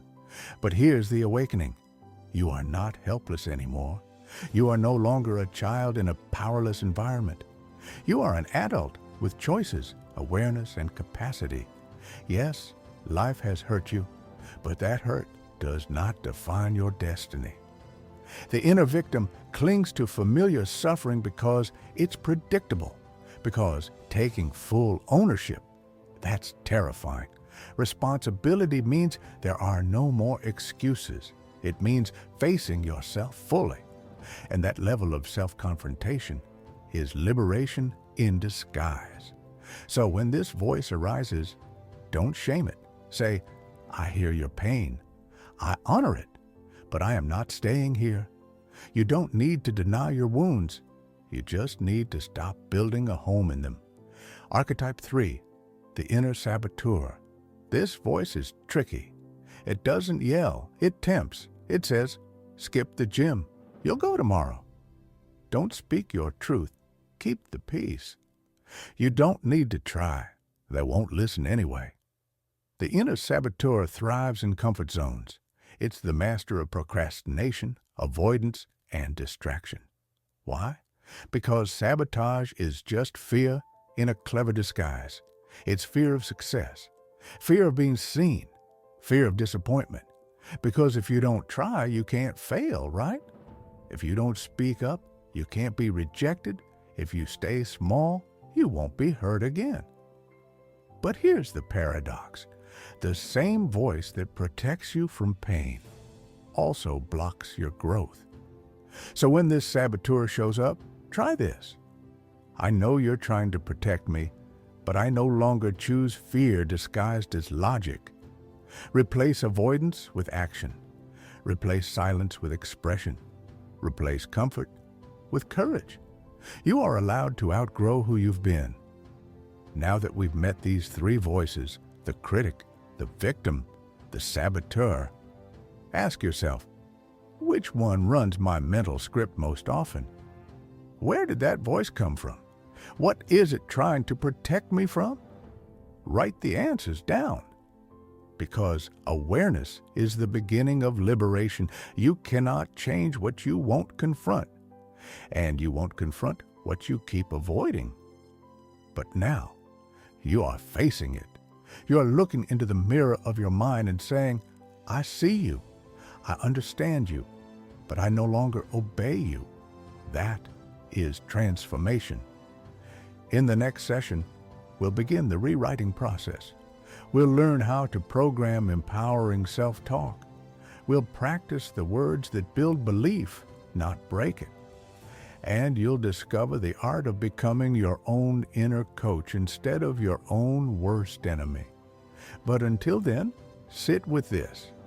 If your inner voice were a person, would you trust them to guide your life? If not, it's time to become the voice you've always needed. Now that we've dismantled the voices that have held you back, it's time to rebuild. This time, with intention, with purpose, with power. Because here's the truth. You've been speaking to yourself with the voice of your past, but the future you're walking toward requires a new voice, a voice rooted in belief, grounded in clarity, and fueled by self-respect. This is the voice of your inner coach, not the cheerleader who just says, you're amazing, not the ego that demands, you're better than everyone else, but the wise, calm, powerful guide who says, I believe in you. Let's get to work. Because true empowerment isn't fluffy. It's focused. It's not about saying affirmations you don't believe. It's about becoming someone you trust. Let's break this into practice. Step 1. Create your empowering script. Every morning, you wake up and your brain starts broadcasting. But if you don't set the frequency, it defaults to static, noise, and fear. So here's your first mission. Write your new internal script, not just affirmations, but truth-based, emotionally charged, decision-anchored self-talk. Say to yourself, I am not who I was. I am becoming who I choose to be. I honor my past, but I do not live there. Today, I show up with presence, with purpose, and with power. Let this be your personal operating system. Use language that aligns with your highest identity, not your current limitations. Because your words shape your nervous system. Your nervous system shapes your behavior, and your behavior becomes your reality. So speak like the person you're becoming, not the one you've been trying to escape. Step 2. Interrupt the old pattern. Your brain loves loops, so when an old voice shows up, the critic, the victim, the saboteur, you must interrupt the loop. Say it out loud if you must. No, that's not me anymore. You don't need to argue with the old voice. You simply need to replace it with a better one. Try this instead. When the critic says, you'll never get this right, your inner coach responds, I'm still learning. And that's what progress looks like. When the victim says, nothing ever works out, your inner coach responds, every challenge is shaping who I'm becoming. I grow through this. When the saboteur whispers, skip it, you'll do it tomorrow. Your inner coach says, I act in alignment with who I want to be. I show up now. Notice, this isn't toxic positivity. It's conscious redirection. You're not pretending the problem doesn't exist. You're just choosing how you show up in the face of it. That is maturity. That is personal power. Step 3. Identify your inner coach's voice. This is where it gets real. You've spent years listening to the voices of others. Now it's time to discover your own. Ask yourself, what does my empowering voice sound like? Is it calm? Is it firm? Is it bold? What tone makes me feel grounded and strong? Give your inner coach a personality, maybe even a name. It could be the future you. It could be a version of yourself that's already mastered the mountain you're climbing now. Let that voice be your mental compass. When you're lost in doubt, you pause and ask, what would my inner coach say to me right now? And then you listen. At first, it might feel awkward, but in time, it will become second nature, because your subconscious rewires through repetition. And every time you choose the new voice, you weaken the old one. This isn't about perfection. It's about consistency. Step 4, speak it until you believe it. Here's the final truth. Belief doesn't always come before action. Sometimes belief is born through action. So when you speak to yourself with empowerment, you might not fully believe it at first. That's okay. Say it anyway, because repetition builds reality. This is why Olympic athletes visualize their wins, why high performers rehearse success mentally, why change makers talk to themselves like champions.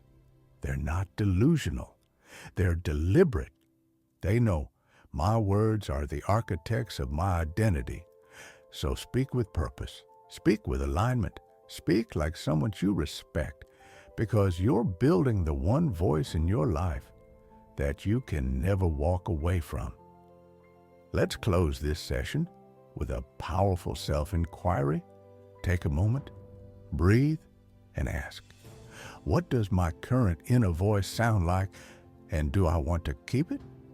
If I spoke to my best friend the way I speak to myself, how would they feel?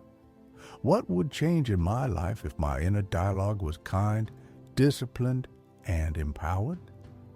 Write your answers down, then rewrite the narrative, because you're not just changing your thoughts, you're changing the relationship you have with yourself, and that changes everything else. You've come a long way in this chapter, from the passive listener of the old unconscious voice to the conscious author of your internal dialogue. You now understand something most people never even consider, that the voice in your head is not your enemy. It's a tool, and if left unchecked, it can tear you down. But if trained and redefined, it can build you into everything you were meant to become. The truth is, your internal voice has always had power, but now you're finally choosing where that power flows. You're choosing to speak to yourself like someone who matters, someone worth showing up for, someone who isn't defined by past failures or old beliefs, but by present intention. This chapter wasn't about feeling good, it was about getting free from the inner tyrant, free from the looping doubt, free from the background noise of not enough. You now have the tools to speak a new reality into motion, because your life will always rise or fall to the sound of the story you tell yourself. So let me ask you this one final question. What will your voice say tomorrow morning when the alarm goes off, when the fear creeps in, when the world gets loud? Will it say, I don't know how, what's the point? Or will it say, let's go. We've got this. I'm proud of how far I've come, and I'm just getting started. That choice is yours. And from this moment on, you'll make it with awareness. Speak to yourself like someone who is becoming unstoppable, because you are, and you always have been. You're not fixing yourself. You're meeting the real you, the one who's been buried beneath layers of noise and programming.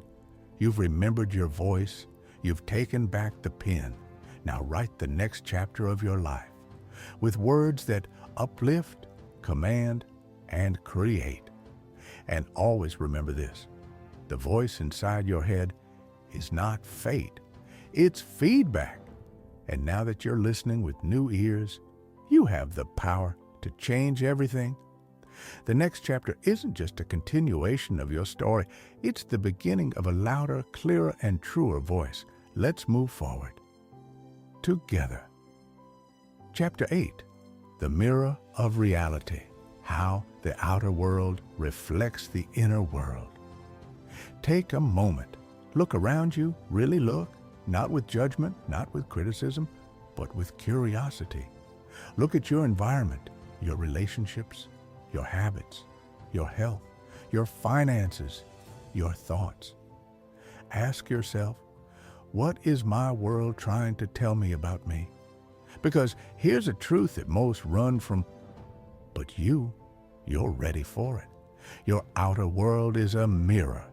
It reflects your beliefs, your emotions, your dominant thoughts, and especially your self-image.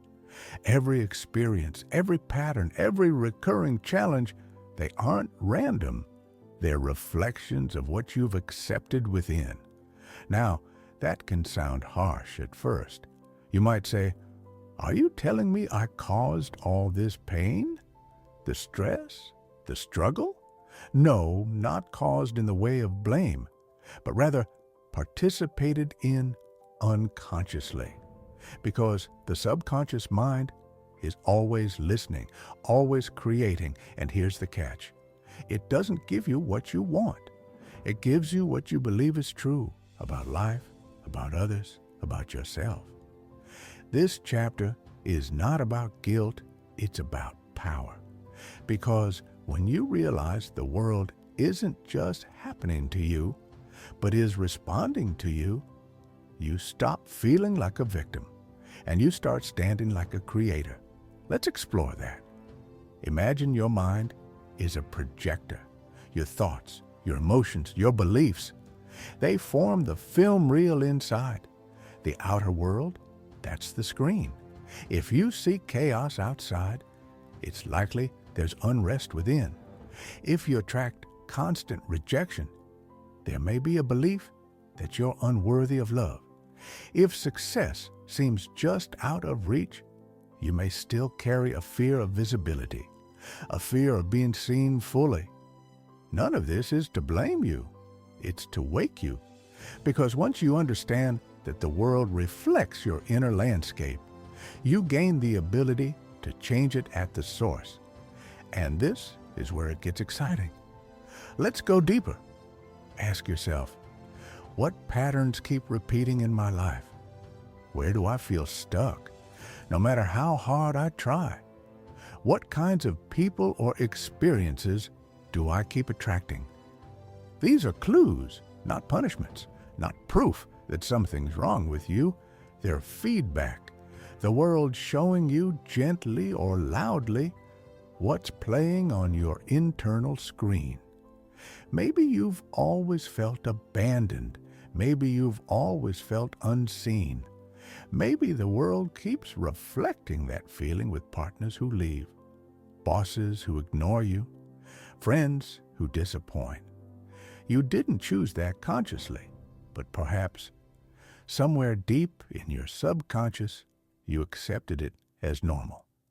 And what is normal to the mind becomes reality in the world. Here's the breakthrough. You can rewrite what's normal.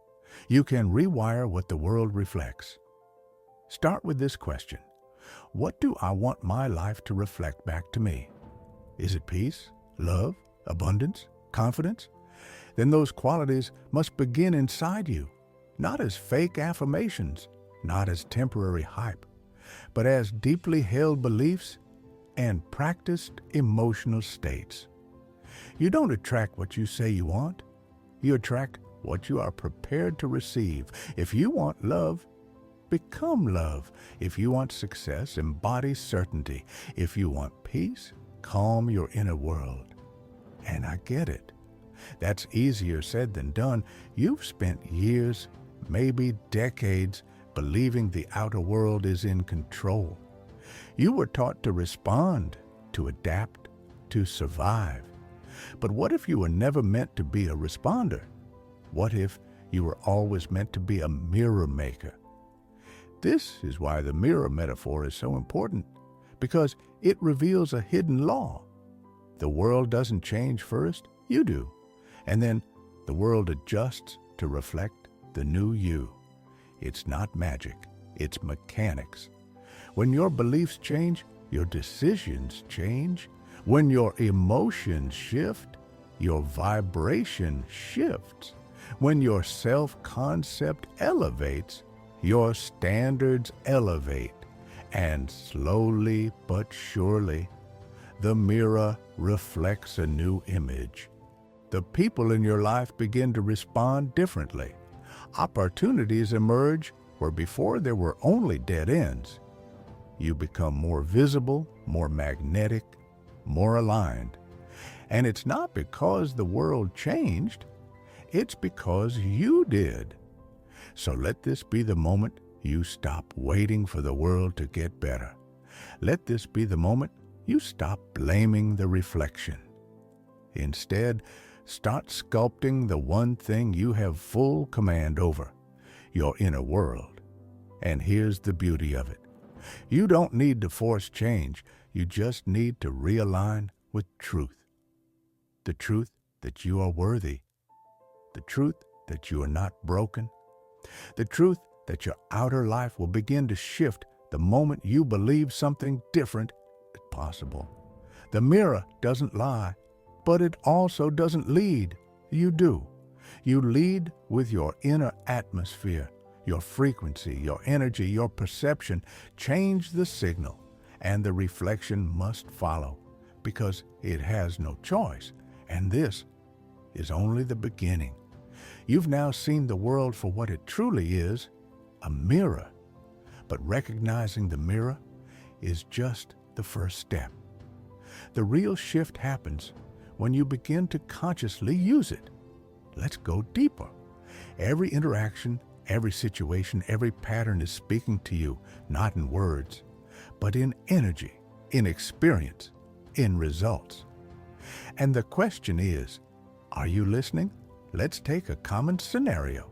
You keep meeting people who betray your trust. Different faces, same pattern. At first, it feels like bad luck, maybe even fate. But what if that outer betrayal is a mirror, reflecting an inner betrayal? Maybe you've been betraying your own boundaries. Maybe you've been silencing your own voice to be accepted. Maybe you've abandoned your own truth, hoping someone else would validate you. And so the world keeps showing you again and again what it feels like to be disconnected from your own self-loyalty. The mirror doesn't punish, it reveals. And the moment you see what it's showing you, you're no longer a passive observer. You become an active creator. So how do we use this mirror practically? Start with self-inquiry. Whenever something in your outer world causes a strong emotional reaction, whether it's pain, anger, jealousy, or fear, pause, breathe, and ask, what part of me is being reflected right now? What belief must I be holding for this to feel familiar?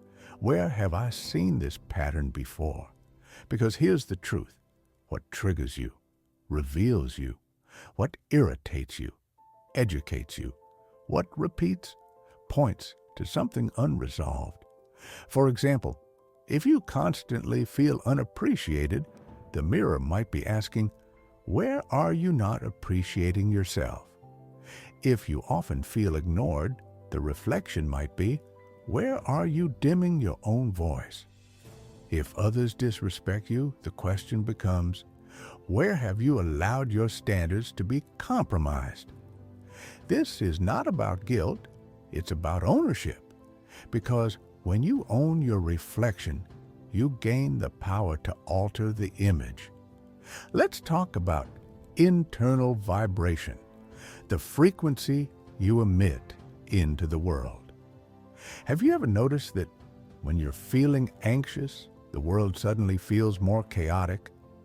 That when you're centered and calm, people seem to treat you better, situations unfold more smoothly? That's not coincidence, it's coherence. Your inner state shapes how you perceive the world, and perception is creation. Think of your energy like a magnet. If you walk into a room filled with insecurity, you'll attract situations that amplify that feeling. But if you walk in grounded in self-worth, you start attracting people and experiences that match that new signal. Again, the world responds to who you are being, not just what you're doing. You can take all the right actions on the outside, but if your inner world is filled with doubt, fear, or unworthiness, the mirror will reflect that back to you. It doesn't matter what you want. It reflects what you believe and what you vibrate. So the work begins within. Here's a reflection exercise I want you to try. Each night before bed, ask yourself, what did the world reflect back to me today? Look at interactions, outcomes, feelings. What inner beliefs or emotions might have shaped those experiences? Be honest. Be curious. No judgment. What can I shift within myself to create a new reflection tomorrow? Maybe it's speaking your truth. Maybe it's practicing gratitude. Maybe it's setting a boundary or embracing a new belief. And then feel the shift. Visualize the new reality.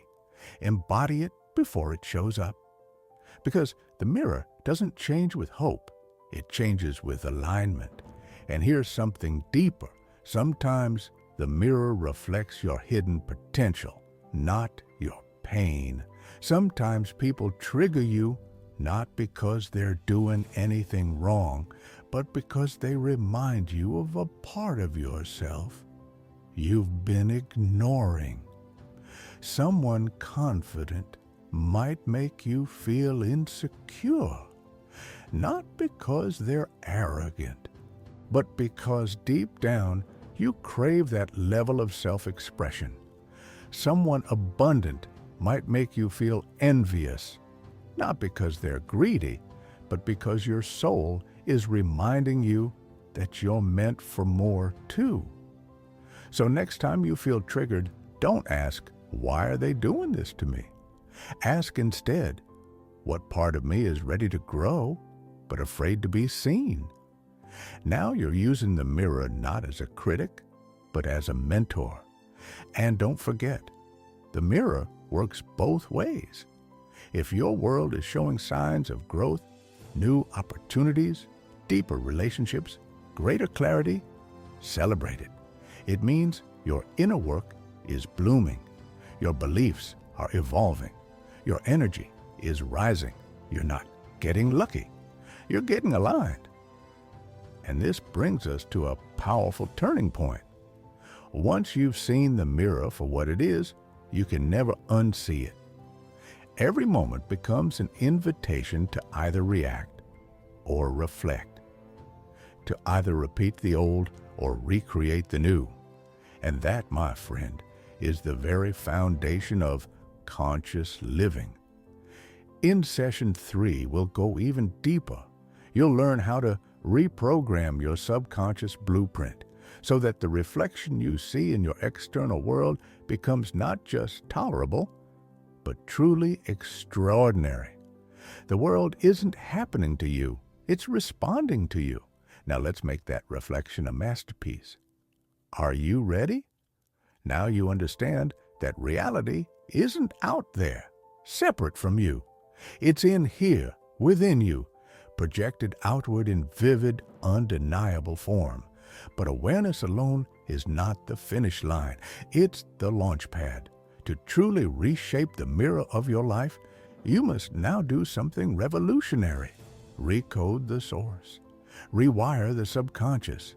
Rescript your internal blueprint. Because The mirror doesn't lie, but it does reflect the programs you've allowed to run. Some since childhood, others inherited, absorbed, or unconsciously accepted. Let's talk about those programs. You were not born believing you are limited. You were not born believing you are unworthy. You were not born afraid to express, to love, to create. Those beliefs were learned, and what is learned can be unlearned. Your subconscious mind is like a garden. Every belief is a seed, and over time that seed grows, quietly, automatically, invisibly, into the outer results you see every day. So what's growing in yours? Have you been planting seeds of doubt? I'm not good enough. It always goes wrong. People never really understand me. Or have you been planting truth? I am capable. I am powerful. My world reflects my growth. Whatever the garden holds, the mirror reveals. This is why changing your outer world without updating your inner programming feels like a battle, like trying to fix the reflection by scratching the mirror. It doesn't work. You have to go within. So how do you actually do this? How do you change your subconscious beliefs so that your reflection evolves effortlessly?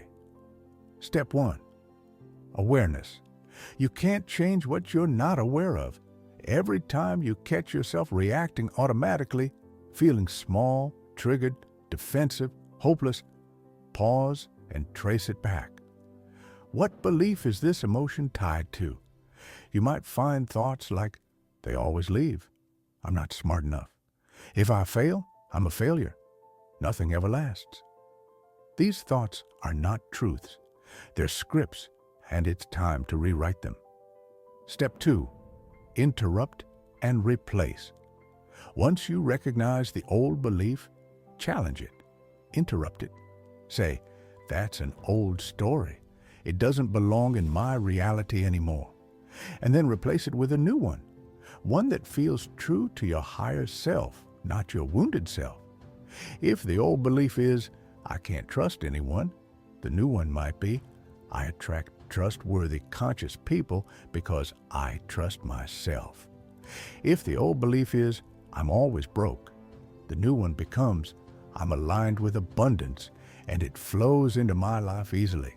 At first, these new beliefs might feel unfamiliar, like shoes that don't quite fit, but with repetition, they become your new normal. Step 3. Emotion plus repetition equals rewiring. It's not enough to say new beliefs. You must feel them. Your subconscious speaks in emotion and repetition. So feel the new belief in your body. Imagine it as already real. Visualize the mirror reflecting back a life that confirms your new story. Do it in the morning, before sleep, when you're most suggestible. Create a ritual. Write affirmations. Record your voice saying them. Listen daily. Meditate on them. Breathe them in. Because every time you feel the new reality, your brain rewires, your vibration shifts, and the mirror responds. And now, a deeper insight. The mirror is patient, but it's also precise. Don't expect your outer world to instantly change the moment you think a new thought. There's a delay. Just like planting a seed doesn't bring fruit overnight. But keep nurturing that seed. Keep showing up to your inner work. And soon, the reflection will catch up. Remember, the mirror reflects who you consistently are, not who you momentarily pretend to be. So stay with the practice. When old patterns resurface, don't panic. Smile. It means your system is healing. It's revealing what no longer serves you so you can finally let it go. Be gentle, but be fierce in your commitment to the new story. Let's pause for reflection. Ask yourself, what reflection have I unconsciously accepted as just the way things are? What belief is underneath that reflection? Am I willing to release it even if it's familiar? What new belief, if I truly lived it, would change everything? Write it down. Say it out loud. Declare it as your new internal standard, because when your inner reality changes, you won't need to chase validation. The world will begin to treat you differently, not because it changed, but because you did. You'll notice more synchronicity, more peace, more alignment, not because you forced it, but because you stopped reflecting chaos and started radiating clarity. This is the power of conscious creation. Let me leave you with a truth that few ever understand.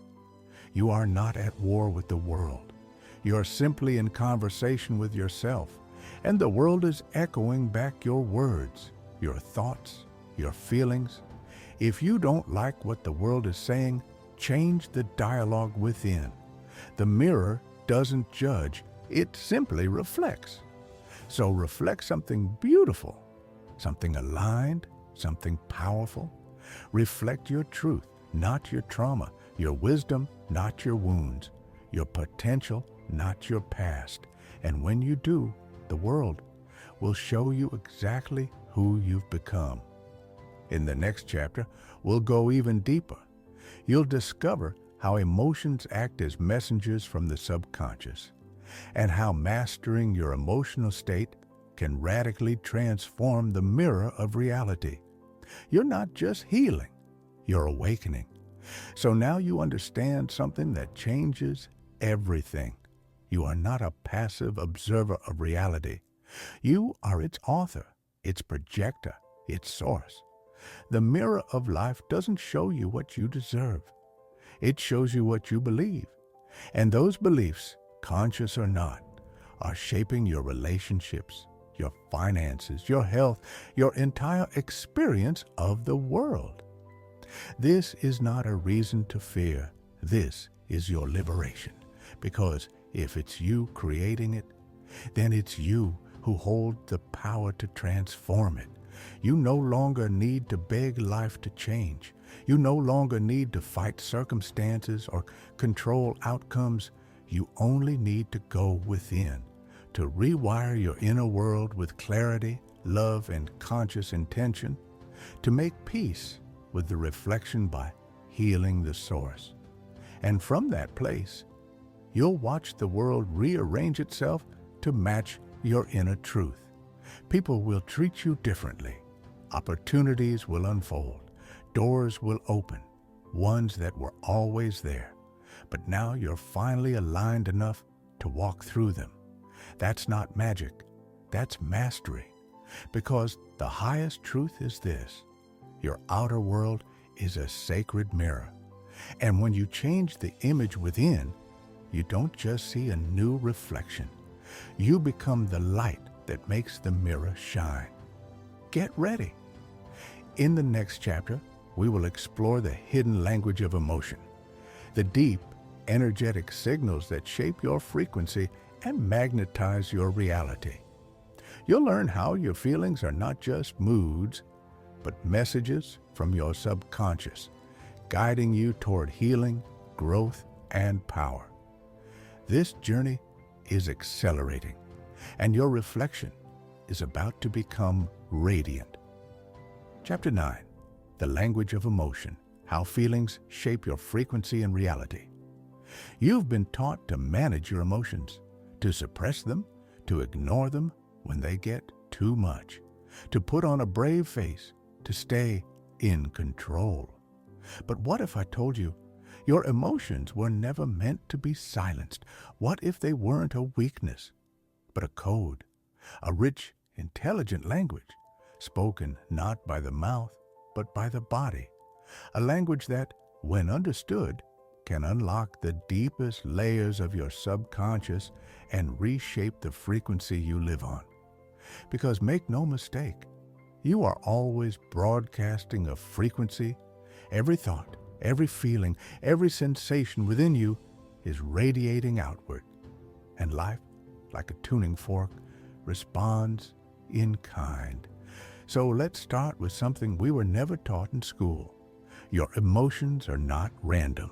They are not irrational. They are not inconvenient. They are information, and more than that. They are energy in motion, emotion.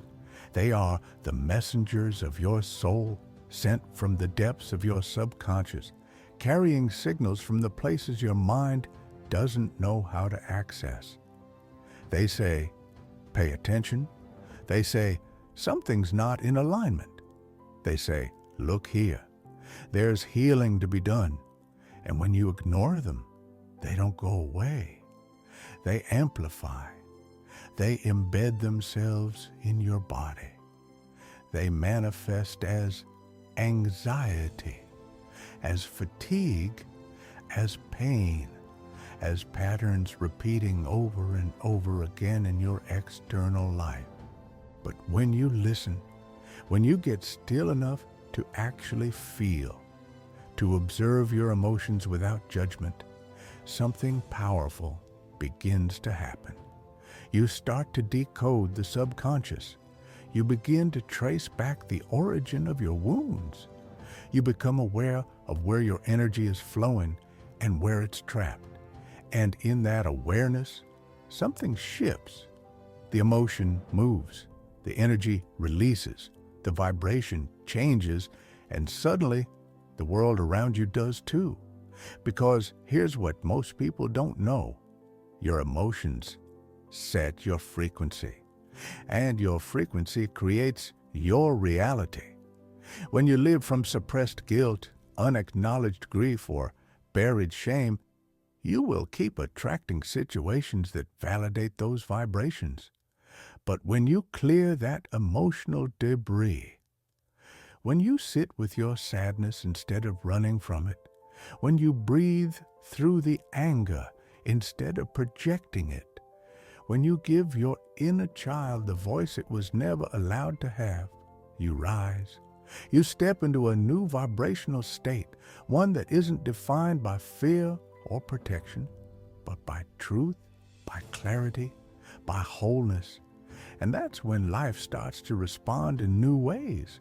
You don't chase peace anymore. You become peace. You don't seek validation. You embody worth. You don't strive for happiness. You radiate joy because your internal state has become your true home. And here's the truth that no one tells you. Your emotions are not the enemy. They are the compass. They are the keys. They are the map home to your most authentic self. Let's talk about alchemy, not the ancient art of turning lead into gold, but the modern miracle of turning emotional pain into personal power. Because here's a secret.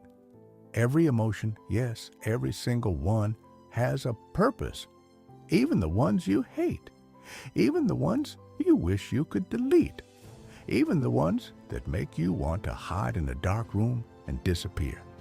They exist not to destroy you, but to transform you. Pain, when honored, becomes wisdom. Fear, when understood, becomes courage. Anger, when expressed safely, becomes strength. Sadness, when fully felt, becomes compassion. But most people never get there. Why? Because we've been conditioned to fear our emotions. We've been taught that tears mean weakness, that vulnerability equals danger, that rage must be suppressed, that numbness is safer than truth. And so we stuff it down. We tighten our jaws, swallow the grief, distract ourselves with noise, addiction, work, and screens. We say we're fine when we're not. We smile while silently breaking inside. We think that pushing the feeling away will save us from it, but it never does. What you resist persists. What you deny controls you. What you suppress leaks out. In your words, in your relationships, in your health.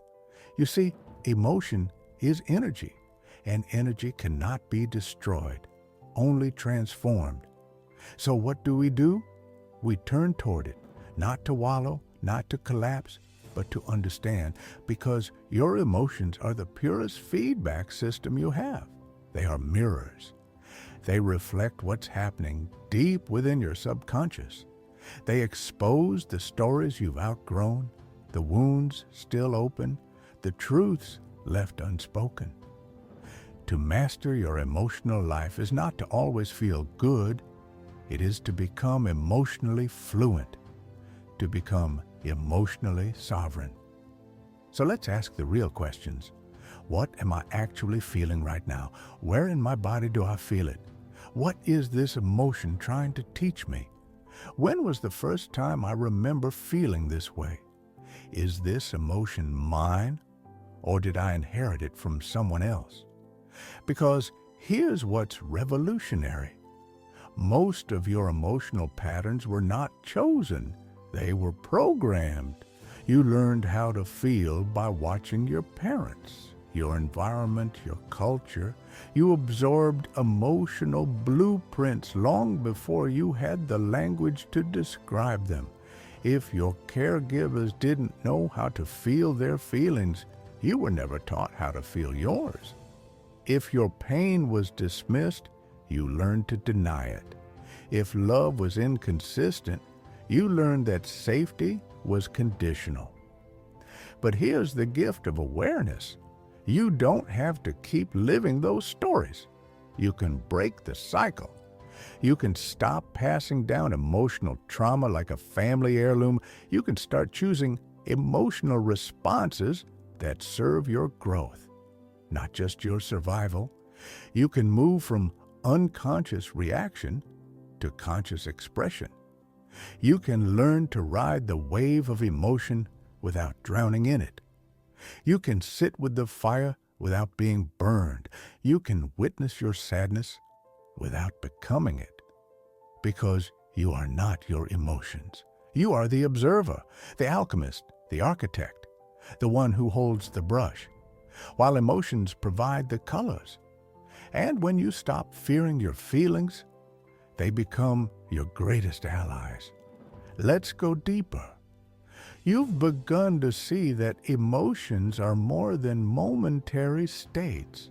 They're more than chemical reactions or fleeting moods. They are energy in motion, emotion. And if energy is vibration, then your emotions are the signals tuning your entire frequency.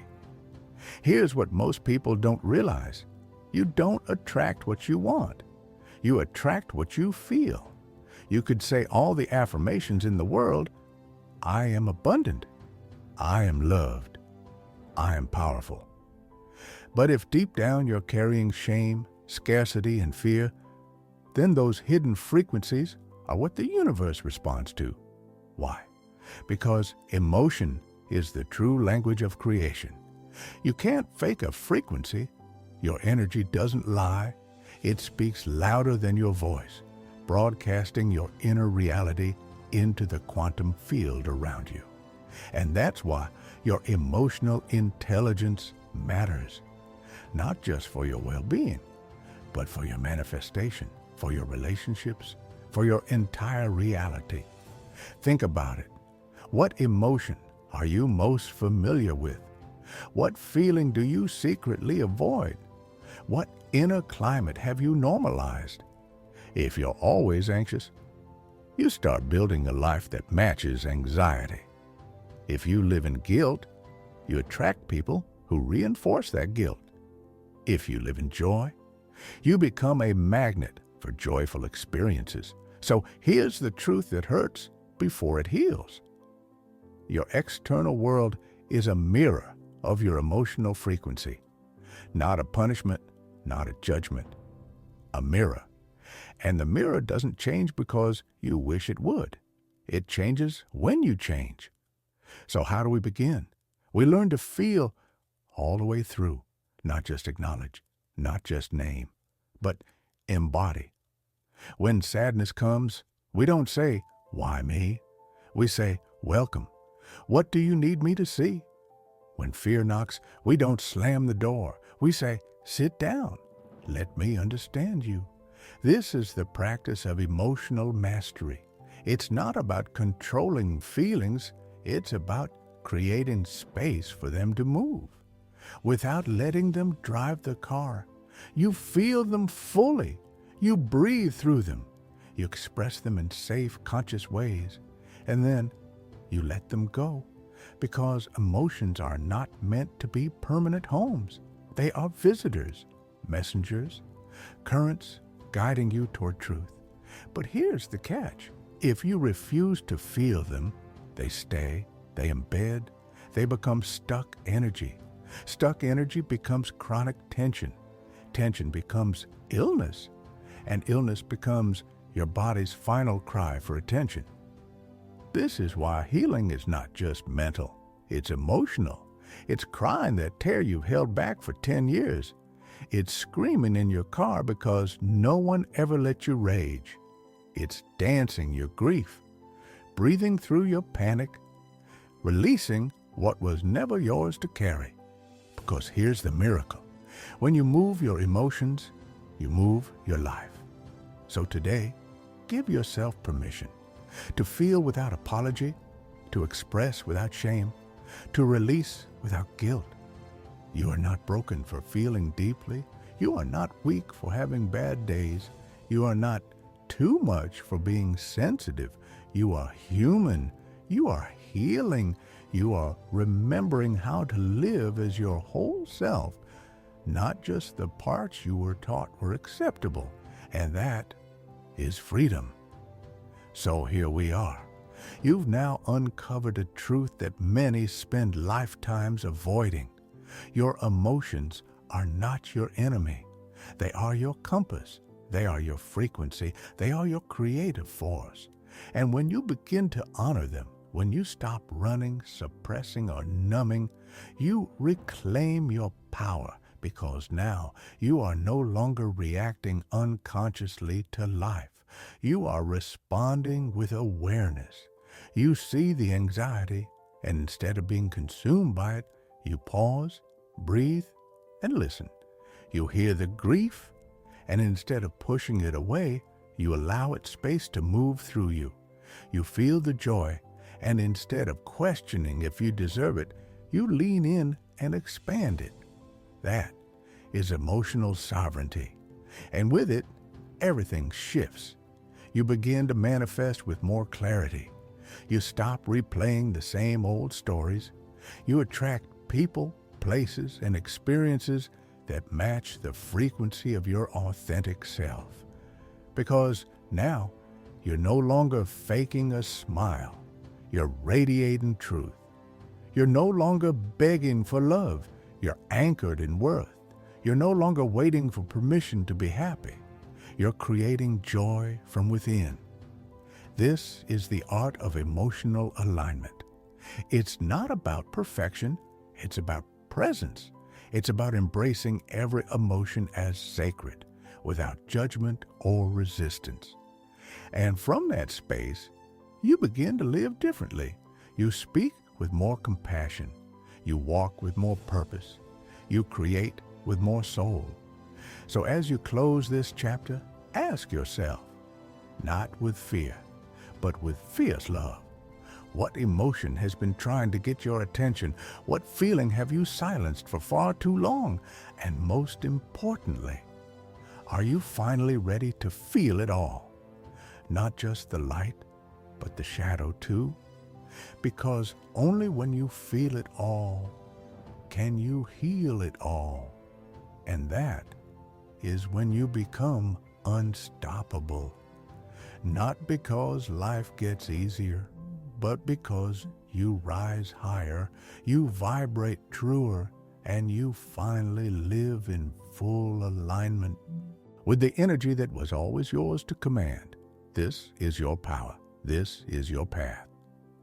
And Chapter 10 awaits, where your emotional mastery will become energetic leadership. Let's go deeper. Let's go further. Chapter 10, the leader within. Becoming the energy that changes the world. Let's go all the way. You've traveled far, from the shadows of subconscious programming to the heights of emotional mastery. From surviving old stories to scripting new paradigms. And now, you stand at the threshold of something greater, not just transformation, but embodiment. Not just healing, but leadership. Because once you've learned to lead yourself, you awaken the responsibility and the privilege of becoming a light for others. This chapter isn't about titles, platforms, or followers. It's about energy. Real leadership isn't about control. It's not about standing above others. It's about walking in such unwavering alignment that others are inspired to do the same. It's about becoming the kind of presence that speaks without shouting, moves without forcing, and uplifts without needing applause. You see, the world doesn't change through noise. It changes through resonance. And resonance begins with energy. When your frequency becomes love, truth, clarity, and authenticity, you start to shift everything around you without even trying. Because energy never lies, and people don't follow perfection. They follow realness. So here's the invitation. Stop hiding behind the idea that you're not ready. Stop waiting for the right moment to rise. If you've been called to awaken, you've also been called to lead. That doesn't mean you have to be loud. It means you have to be clear. It doesn't mean you have to be fearless. It means you choose courage even when the fear whispers. Because this world doesn't need more noise. It needs more frequency, more presence, more souls who've returned to themselves and now walk with open hearts and grounded feet. That's who you are now. You've shed the old masks. You've burned through false identities. You've cried, screamed, surrendered, and now you rise. But not just for yourself. Now you rise for the quiet eyes watching you, wondering if it's safe to be real. You rise for the next generation who deserve a world led by heart, not fear. You rise for your ancestors whose dreams live in your blood. And you rise, finally, for the part of you that always knew this moment would come. This is what being the leader of your own life looks like. Not chasing power, but radiating it. Not seeking validation, but becoming your own permission. And from this space, you don't convince people to follow you. You give them the courage to lead themselves.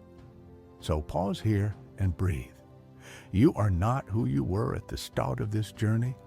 You're no longer waiting for change. You are the change. You've walked through fire. You've faced your inner dragons, and you've emerged not as a perfect version of yourself, but as a powerful one. Because true leaders don't rise from ease. They rise from transformation. And you, my friend, have transformed. But this is only the beginning of a greater responsibility, the call to embody your frequency in everything you do. Let's go deeper now into a truth that most people miss. You don't change the world by trying to change the world. You change the world by changing your frequency, by becoming so deeply rooted in your own inner alignment that everything around you begins to rearrange to match it. Because the world isn't changed by effort, it's changed by example. When your thoughts, words, and actions begin to harmonize, you become a walking field of coherence. And that is power. But not the kind of power we're used to, not the domination, not the hierarchy, not the control. This is the power of presence, of walking into a room and calming the chaos without saying a word, of choosing peace when the world chooses panic, of responding instead of reacting, of being so deeply in tune with your truth that others feel permission to find their own.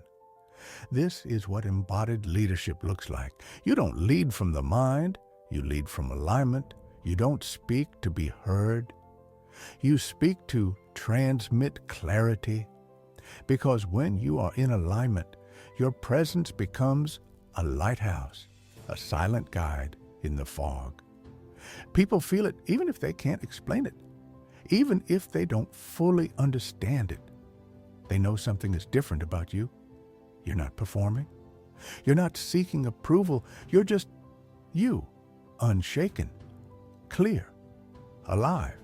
And that kind of presence, that unshakable authenticity, is magnetic. But here's the catch. You can't fake it. You can't pretend to be aligned. You can't pretend to be whole. Your energy will always tell the truth, even if your mouth doesn't. So the work isn't about being impressive. It's about being integrated. Are your actions aligned with your values? Are your words rooted in your truth? Are your relationships reflecting your worth? Because leadership starts there, in the quiet choices, the private moments, the decisions you make when no one's watching. That's when you define who you really are. And when you commit to that level of integrity, you become unshakable, because you're no longer leading a performance, you're living a truth. So let me ask you something real. Where in your life are you still fragmented? Where are you saying yes when you mean no? Where are you dimming your light just to make others comfortable? Because to lead, you must be whole, not perfect, whole, complete in your humanness, grounded in your flaws, centered in your evolution. And when you reach that space, when your insides match your outsides, when you no longer betray yourself for acceptance, you become undeniable. People won't just hear your words, they'll feel your energy. That's why you don't need to convince. That's why you don't need to beg. That's why you don't need to chase. You simply become the frequency you wish to invite, and the world responds. Because everything, yes, everything, is energy, and energy always mirrors energy. If you lead with peace, you attract peace. If you lead with truth, you amplify truth. If you lead with courage, you awaken it in others. So now take a breath, not just a physical inhale, but a conscious returning to self. This is your reminder. You are not here to fix everyone.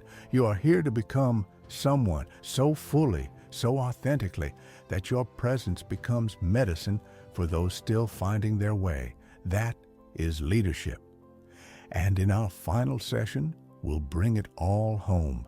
Your power, your path, your purpose, and seal this journey with the truth that you are already enough to shift the world. And now, we arrive at the summit. After all the layers you've peeled back, the beliefs, the fears, the illusions, you stand here, not as a seeker, but as the source. You've remembered who you are, not the version shaped by the world, not the version that had to survive, but the you that was always buried underneath, quiet, waiting, eternal. And now that you've met yourself, really met yourself, what comes next? You live it, you embody it, you breathe it, you let it move through every word you speak, every choice you make, every interaction you have. Because this is what true mastery is. It's not knowing more, it's being more. It's walking into chaos and remaining centered. It's showing up to hard conversations with love instead of defense. It's choosing alignment over popularity, truth over comfort, presence over performance. You are no longer driven by fear. You are moved by vision. You are no longer chasing love. You are love, radiating it effortlessly. And you no longer ask the world, who should I be? You ask, what is trying to move through me? Because now you know, you were never here to fit in. You are here to stand out, to awaken, to create ripples of remembrance in a world that forgot. You are here to be a lighthouse, not by force, not by noise, but by simply shining. This is where the story changes. You are no longer just the reader of this script. You are its author, its embodiment, its transmission. You walk differently now, not with arrogance, but with certainty, not with ego, but with clarity, not with pride, but with presence. And people will notice. They will feel your energy before they hear your words. They will trust you not because you're perfect, but because you're real, whole, grounded. And here's the secret. You don't have to try so hard anymore. You just have to become the peace, become the clarity, become the truth. The world doesn't need more noise. It needs more signal, more coherence, more souls who remember who they are and have the courage to live it.